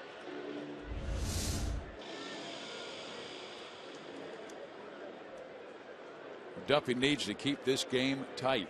Can't give up any more. Not the way Kluber is pitching. Salvador will go out for a visit with Danny. This is a rare start that has not gone the way he wanted it to go. I mean, he was fantastic in the month of June with a 1.69 ERA and voted the Royals pitcher of the month. Last start gave up 1 run to Minnesota. Prior start against the Dodgers, 1 run to LA in 6 innings. 2 runs to Detroit. Shut out Chicago in 7 innings. Comes tight with the fastball to Chisenhall. Chisenhall is really good with runners in scoring position. 377. And you're going to make some mistakes each game.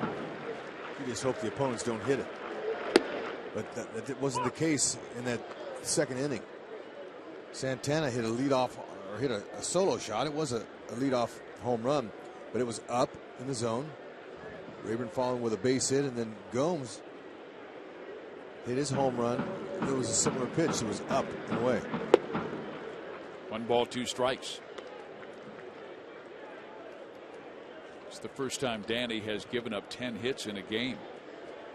The most prior to today was 9 given up to the Los Angeles Angels when he gave up 5 runs in a 6-1 loss back on May 23rd.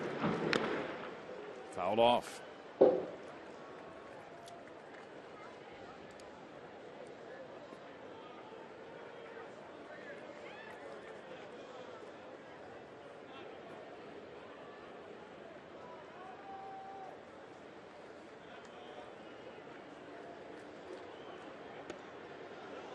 Just misses inside.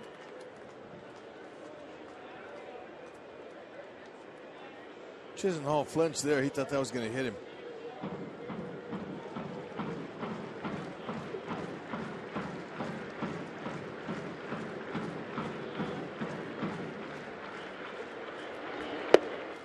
Well, he struck him out, and that is the 5th for Duffy this afternoon. He got 2 fastballs by Chisenhall in that sequence there. Between, I think, the curveball messed him up a little.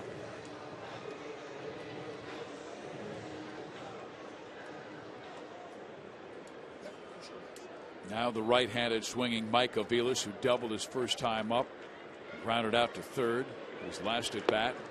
He takes strike 1.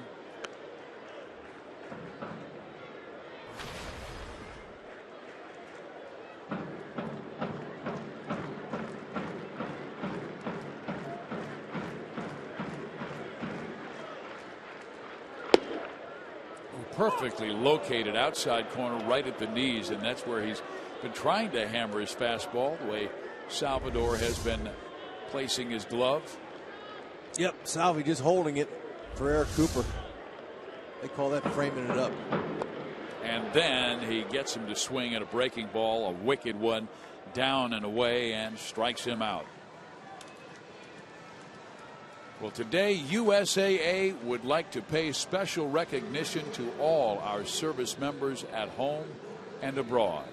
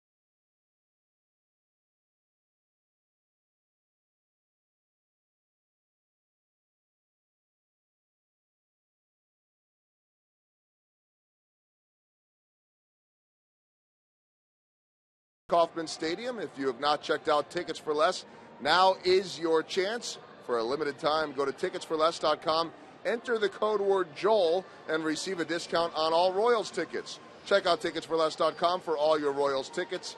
I would say Tickets for Less is driving the bus in Kansas City, and HUD, we need a couple of bus drivers today. How about a couple of bloops and a blast? I agree with you. Duffy just made a few mistakes, and they capitalized on him. It's not like he's having an off game. Got to credit that offense of Cleveland's. There's Downs getting loose. The Royals will send up Ibanez, Valencia, Moustakas in the top of the 7th. And Kluber, like he's done much of the afternoon, delivers strike one. He now has struck out 135 batters this year, and that's the fourth most in the American League, right behind Max Scherzer and in front of Yu Darvish. But it goes up against 29 walks. Ground ball second.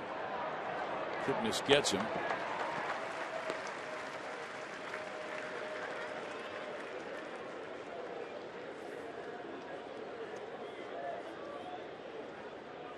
I mean, that's one of the best walk to strikeout ratios in the game. And look at the number of pitches he's thrown in now, 6 1/3 inning, averaging about 12 to 13 pitches per inning.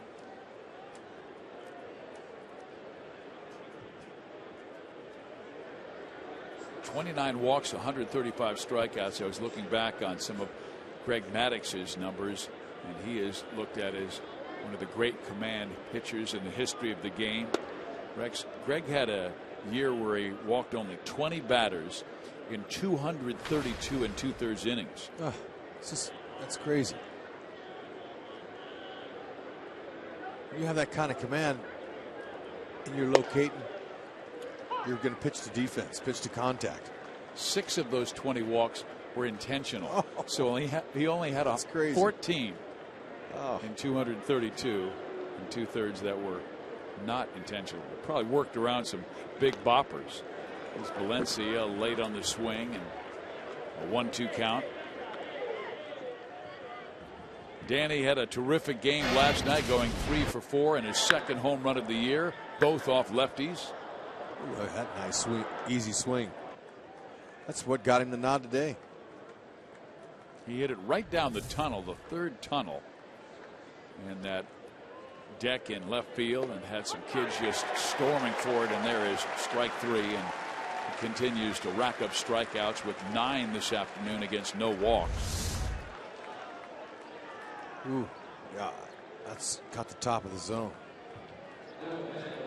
If Valencia knew that pitch was coming again, he probably could hit that out if he was thinking about it, but it fooled him. Well, he has dominated, and we told you, Hot his last 3 games, had a 1.31 ERA, and it could be lower after this one. The one guy who got him, Moustakas, hammered a home run in the 5th. Ball 1.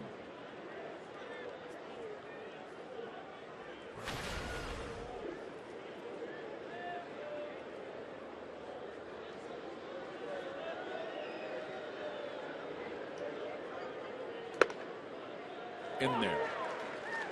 Rexy has rarely missed over the heart of the plate. That's when you know you're good. You carry that confidence into each start.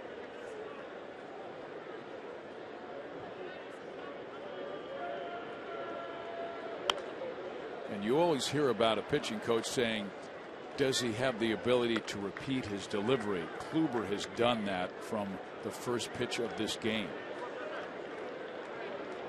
All of his pitches look the same coming out of his hand. Same finish. But it's his 95-mile-an-hour fastball that really sets everything else up. He shows him that, and then he cuts it, then he's got a bigger slider with depth, and then a curve. I haven't seen too many changeups. He'll go with the four-seamer occasionally, but Mickey Callaway, the pitching coach for the Tribe, told me that his fastball command really improved when he went from the four-seam to the two-seam, and there's Mickey. Yeah, Mickey deserves a lot of credit.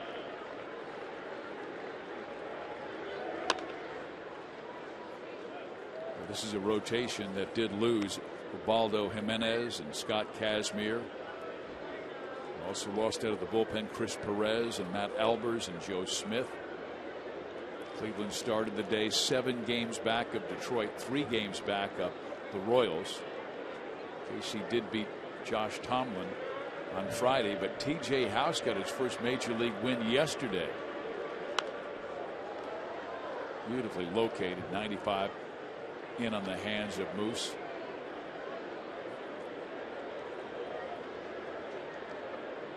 Sometimes you don't have to have overpowering stuff.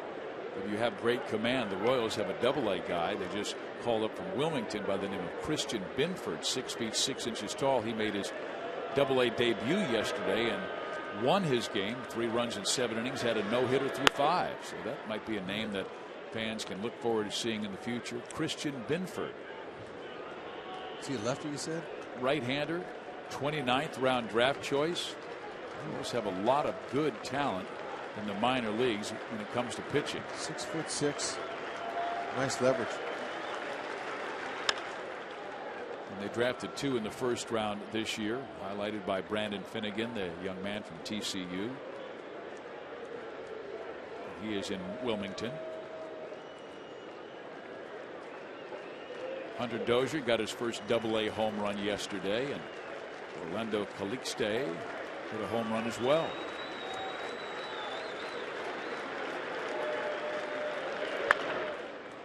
Moose having another good at bat, seeing pitch after pitch, fouling balls off line to line.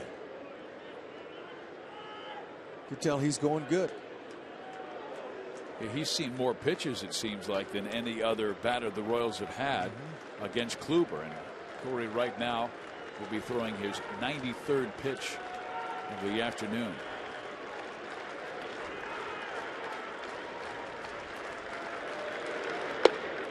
He walked him.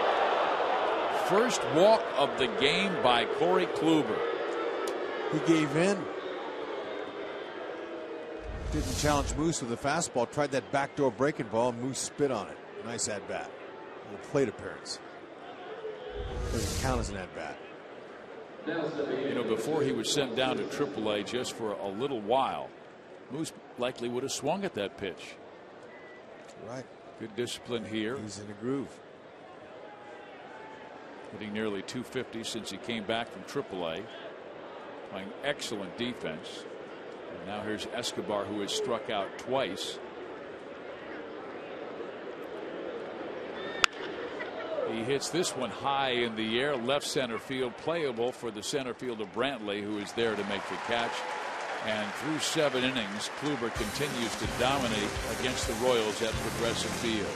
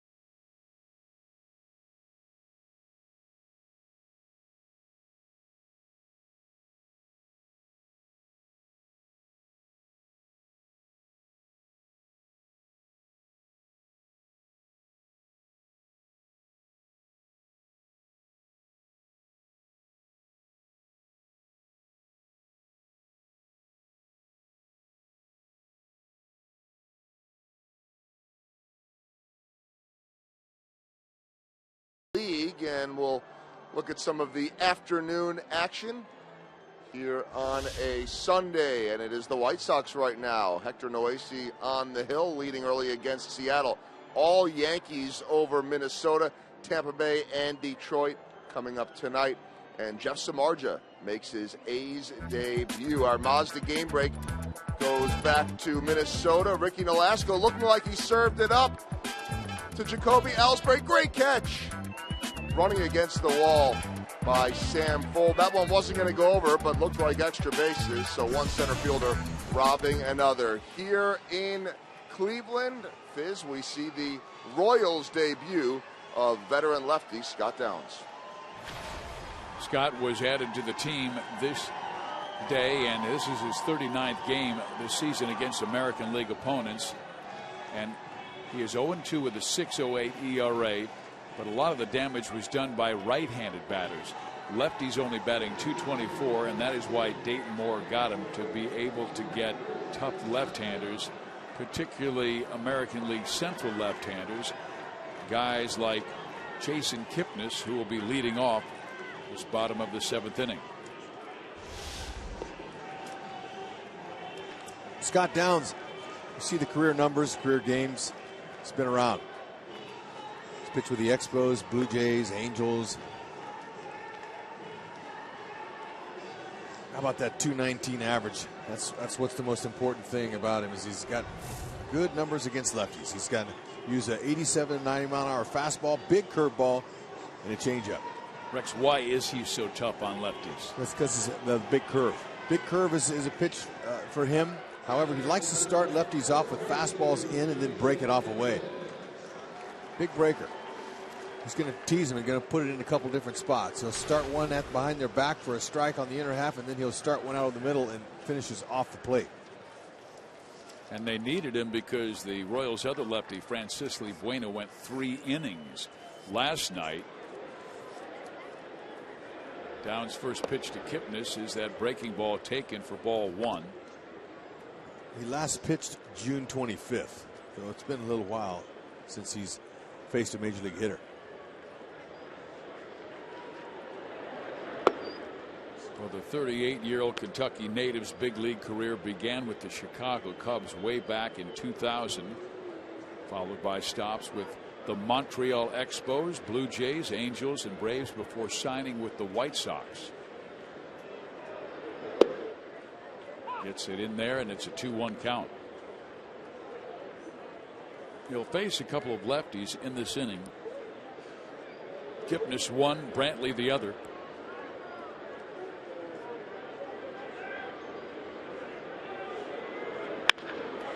It's hit pretty well, but right at Lorenzo Cain, and there's one out.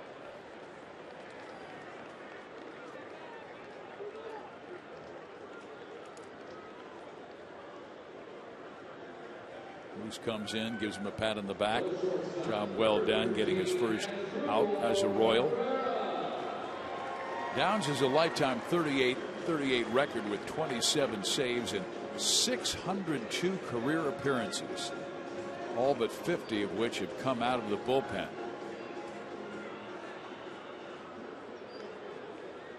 The switch-hitting Cabrera singled to left field off Duffy his last time up.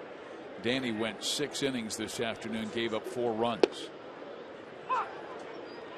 Same thing against righties. Spot the fastball away like he just did. He'll mix in a few more changeups to righties. Use a backdoor breaker on him. Big one. 0-2.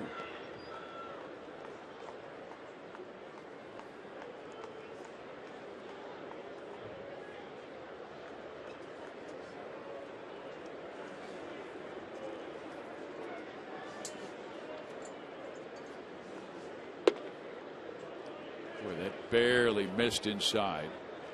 Cleveland has a 10-game homestand to head to the All-Star break. They've got the Yankees next, then the Chicago White Sox, and 17 of their next 21 are against the American League Central.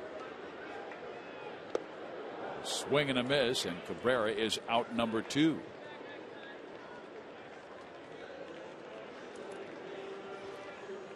Well, the Royals, after this road trip to Tampa Bay, will be heading home to face the New York Yankees. And parents, you can sign your kids up for Slugger's Blue Crew.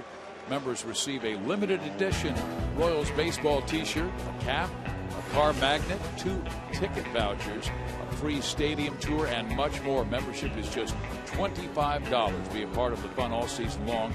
Join now at Royals.com/Blue Crew.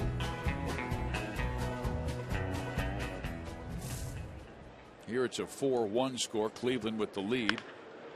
And Brantley, the batter, he hits it to Hosmer, gets it to Downs, and that will do it. So Scott Downs with a nice debut with his new team, the Kansas City Royals.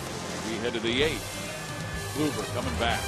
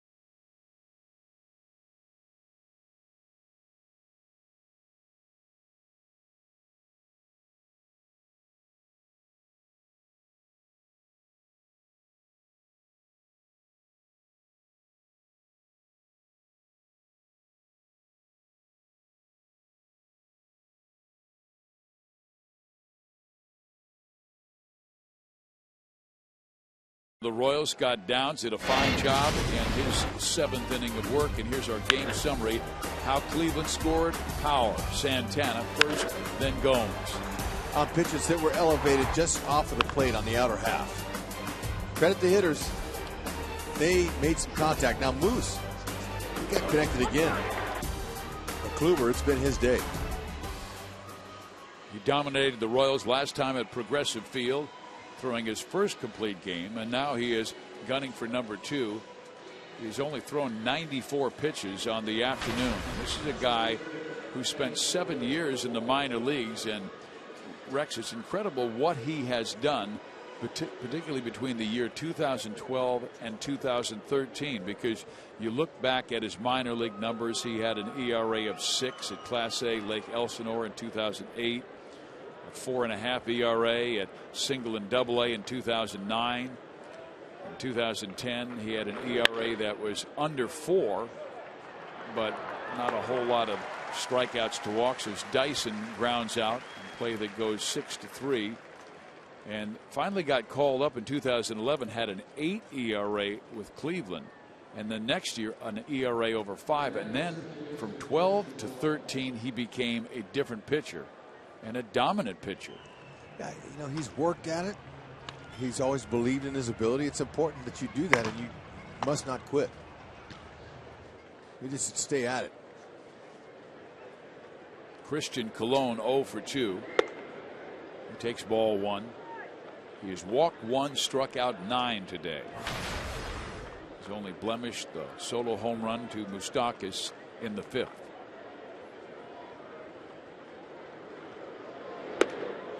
High and tight.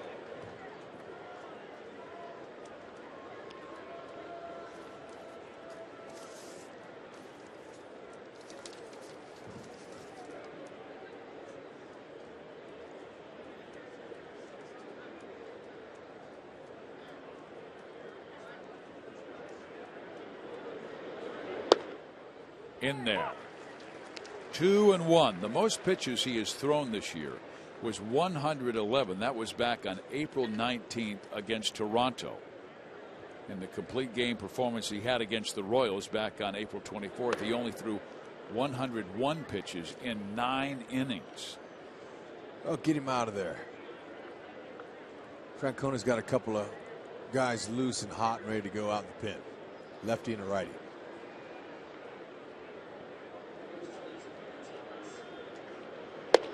Colon taking all the way, and it's a 3-2 count. He can come right back in there with another pitch like that.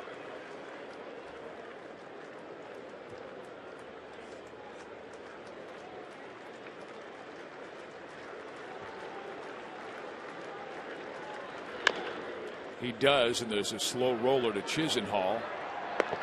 Quick toss gets him this time.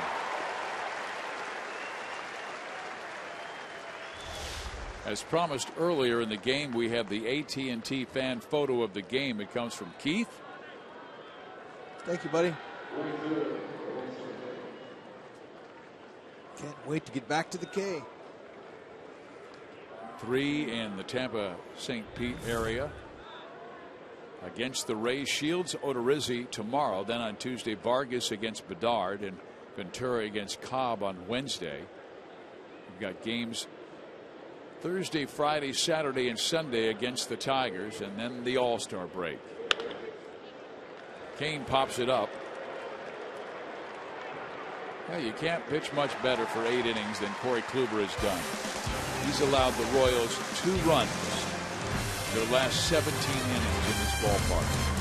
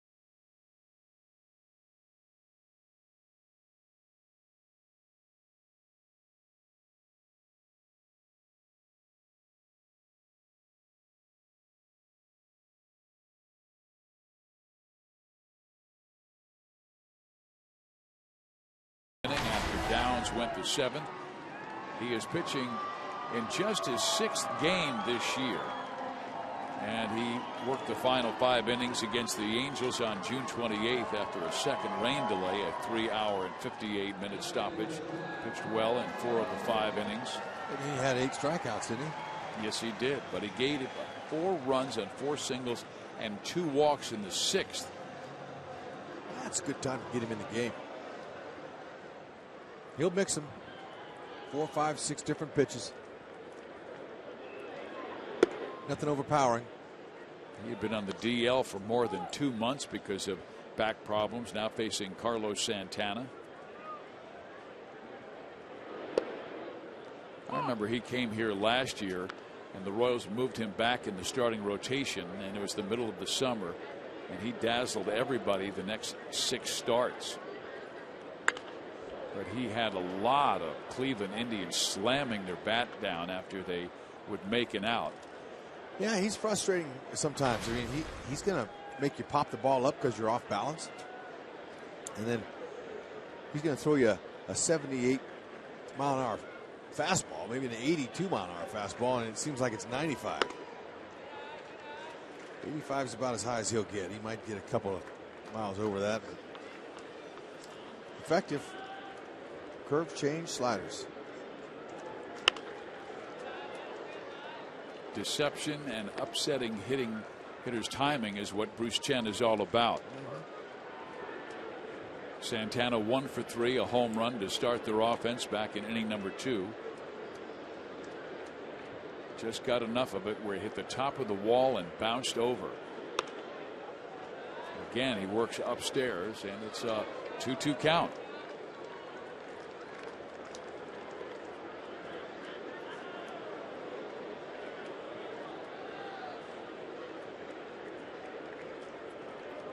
Royals started the day 4 games back of Detroit. Tigers go later tonight against Tampa Bay.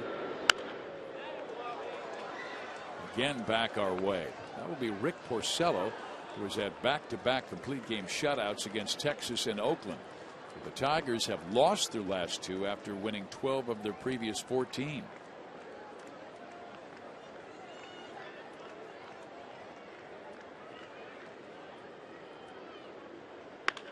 Sidearm ripped to short. Escobar has plenty of time and throws out Carlos. Rex, I also wanted to get your thoughts on what Justin Verlander said the other day after the Oakland A's acquired Jeff Samardzija and Jason Hamill from the Chicago Cubs. Verlander said, yeah, they're preparing for us. They're getting ready for us to play us in October because we've knocked them out of the playoffs the last 2 years. Well, he's, digging himself, no question about it, and his team. But I think Kansas City Royals are going to have something to say about that. By that time rolls around, October, they hope. And certainly the Detroit Tigers are beatable. Well, that first challenge will start on the next homestand when the Tigers are in town for 4.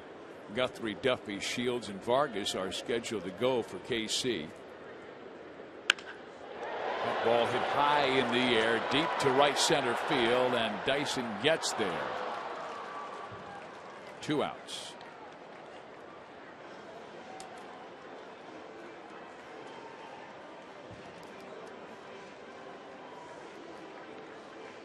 So Bruce will try and get Nick Swisher out here. Then the Royals will try and go to work against either Kluber or a member of the Cleveland bullpen. I think they might stay with Kluber. Cody Allen wrapped up the victory last night in a 7-3, but man, he really worked into a jam as the Royals loaded the bases in the 9th inning, but could not score when Kane struck out and Hosmer hit into a game-ending 4-6-3 double play. But Allen did not look like his usual self.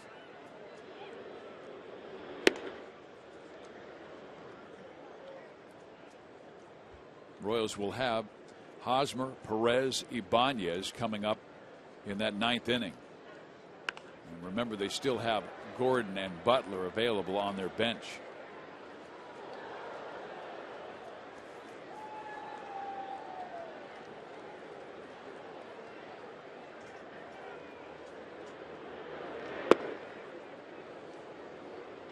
Two 1 count.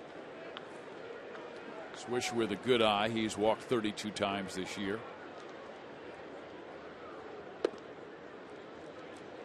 Good discipline there, and a 3-1 count.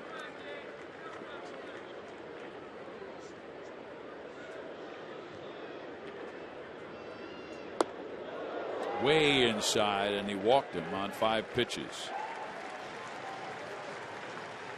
That's the first walk by a Royal pitcher this afternoon. Danny Duffy worked 6 innings, gave up 4 runs, didn't walk a batter, struck out 6, and Downs worked a 1-2-3 7th.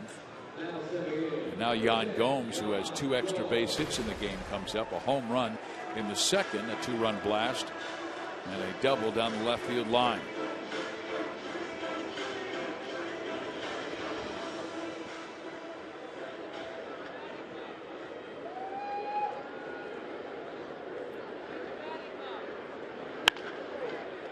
Oh, what a pick by Moose.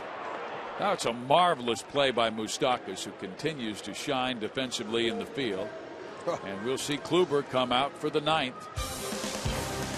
Going for his 2nd career complete game, the other against the Royals.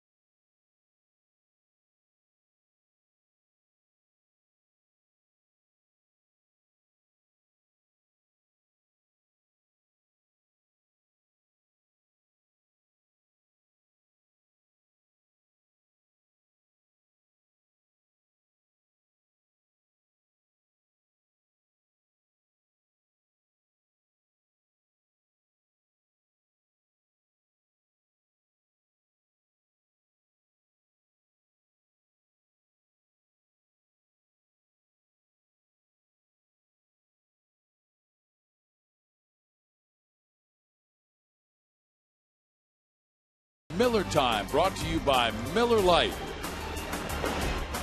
Great to see Moose on both sides of the ball, doing his thing. Highly talented, very skilled, learning more about discipline all the time, especially at the plate. Looking good, popping that ball out of the yard, making his plays at third base. That last play to end the inning was sweet. Soft hands. And he also started a nifty 5-4-3 double play in the third inning that ended that frame. Tyler Holt comes into the game to play right field. He was called up from the minor leagues when they placed Michael Bourne on the disabled list. Got to have extremely soft hands over there. Watch him. He stays low, comes up, picks it cleanly, gets the easy play in front of him. Keep your glove down low. It's much easier to go from low to high than it is from high to low.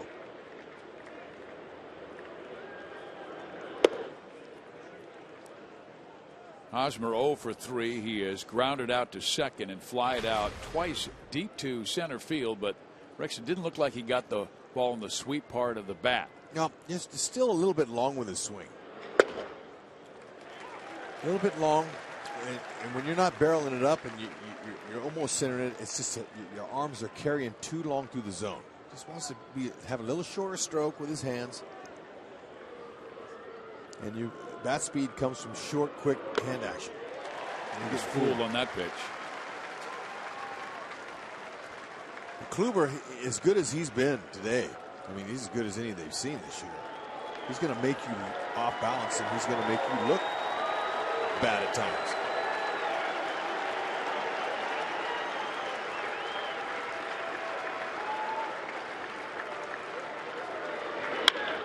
That is down the left field line, and that could be Eric's first extra base hit. It will since mid-July. Wow. He had no extra base hits in his last 18 and last June 18th, excuse me. So last 18 games. Yeah, but and look at how unorthodox that looked. No, he was totally just trying to protect, and look what he found. He'll take it.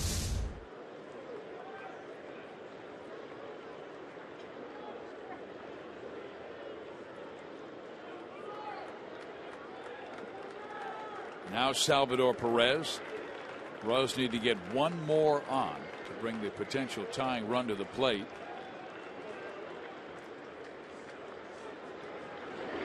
Salvi thought a fastball was coming, and there's that big breaking ball. Strike one. Let's see if they can get to Cody Allen, who's loosening up in their bullpen.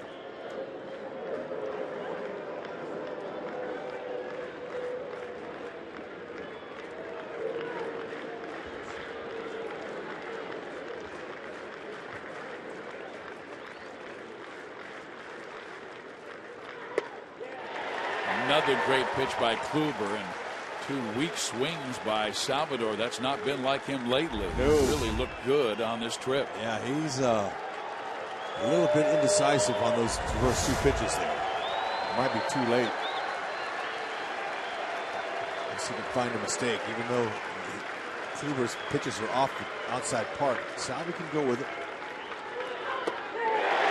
Didn't have to throw him a strike. That's 10 strikeouts in the game.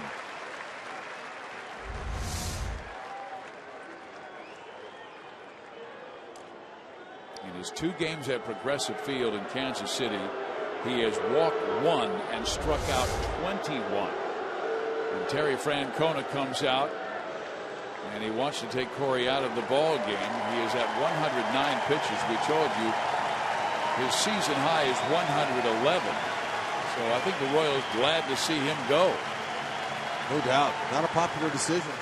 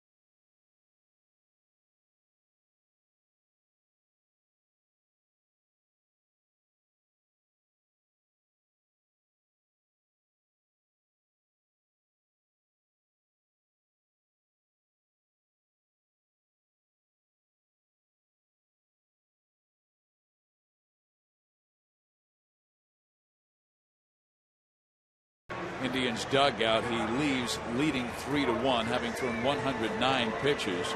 And they will hand the baseball to Cody Allen, who really had a rough ninth inning, but escaped without a run scoring. He loaded the bases on singles by Valencia and Escobar and walked Gerard Dyson to load him. But the Royals could not score when Kane struck out swinging and Hosmer hit into a 4-6-3 double play. Overall, good numbers, 2-4-3. Since May 30th, he is 7 for 7 in save opportunities with a 1.15 ERA, and they made him their closer when they took John Axford out of that role at the end of April. Yeah, Axford is having some difficulty commanding the ball, so they went with Cody Allen. He's got a 90 to 95 mile an hour fastball and a power curve. Francona heard some boos from the Progressive Field fans when he went out to take the pitcher out, Kluber, but it was not the first time he's ever been booed. Ibanez, a left-handed batter. Ground ball up the middle, cut off by Kipnis. Quick toss, got a nice play, and Hosmer takes third base.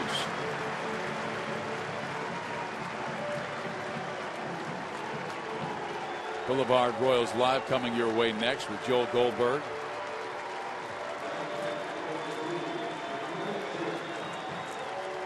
Allen trying to nail down his 9th save of the year and take this series 2 victories to 3. The batter will be Danny Valencia. And Danny did get that base hit up the middle. Hit it sharply off of Allen last night. He is 0 for 3 today and takes strike 1.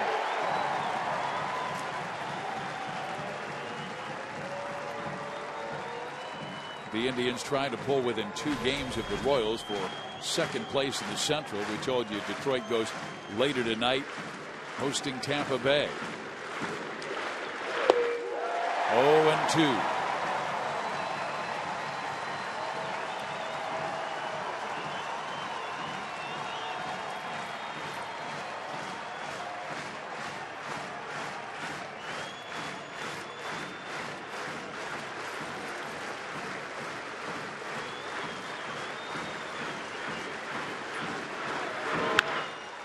Valencia to right field, backing up Tyler Holt, who came in, and he'll make the catch.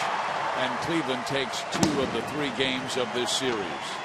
Gomes with a home run, Santana with a shot, and Kluber was the main story in this one. I'll say he was hitting his spots. He was dominant. I think the only ball that was hit hard was Moose's homer.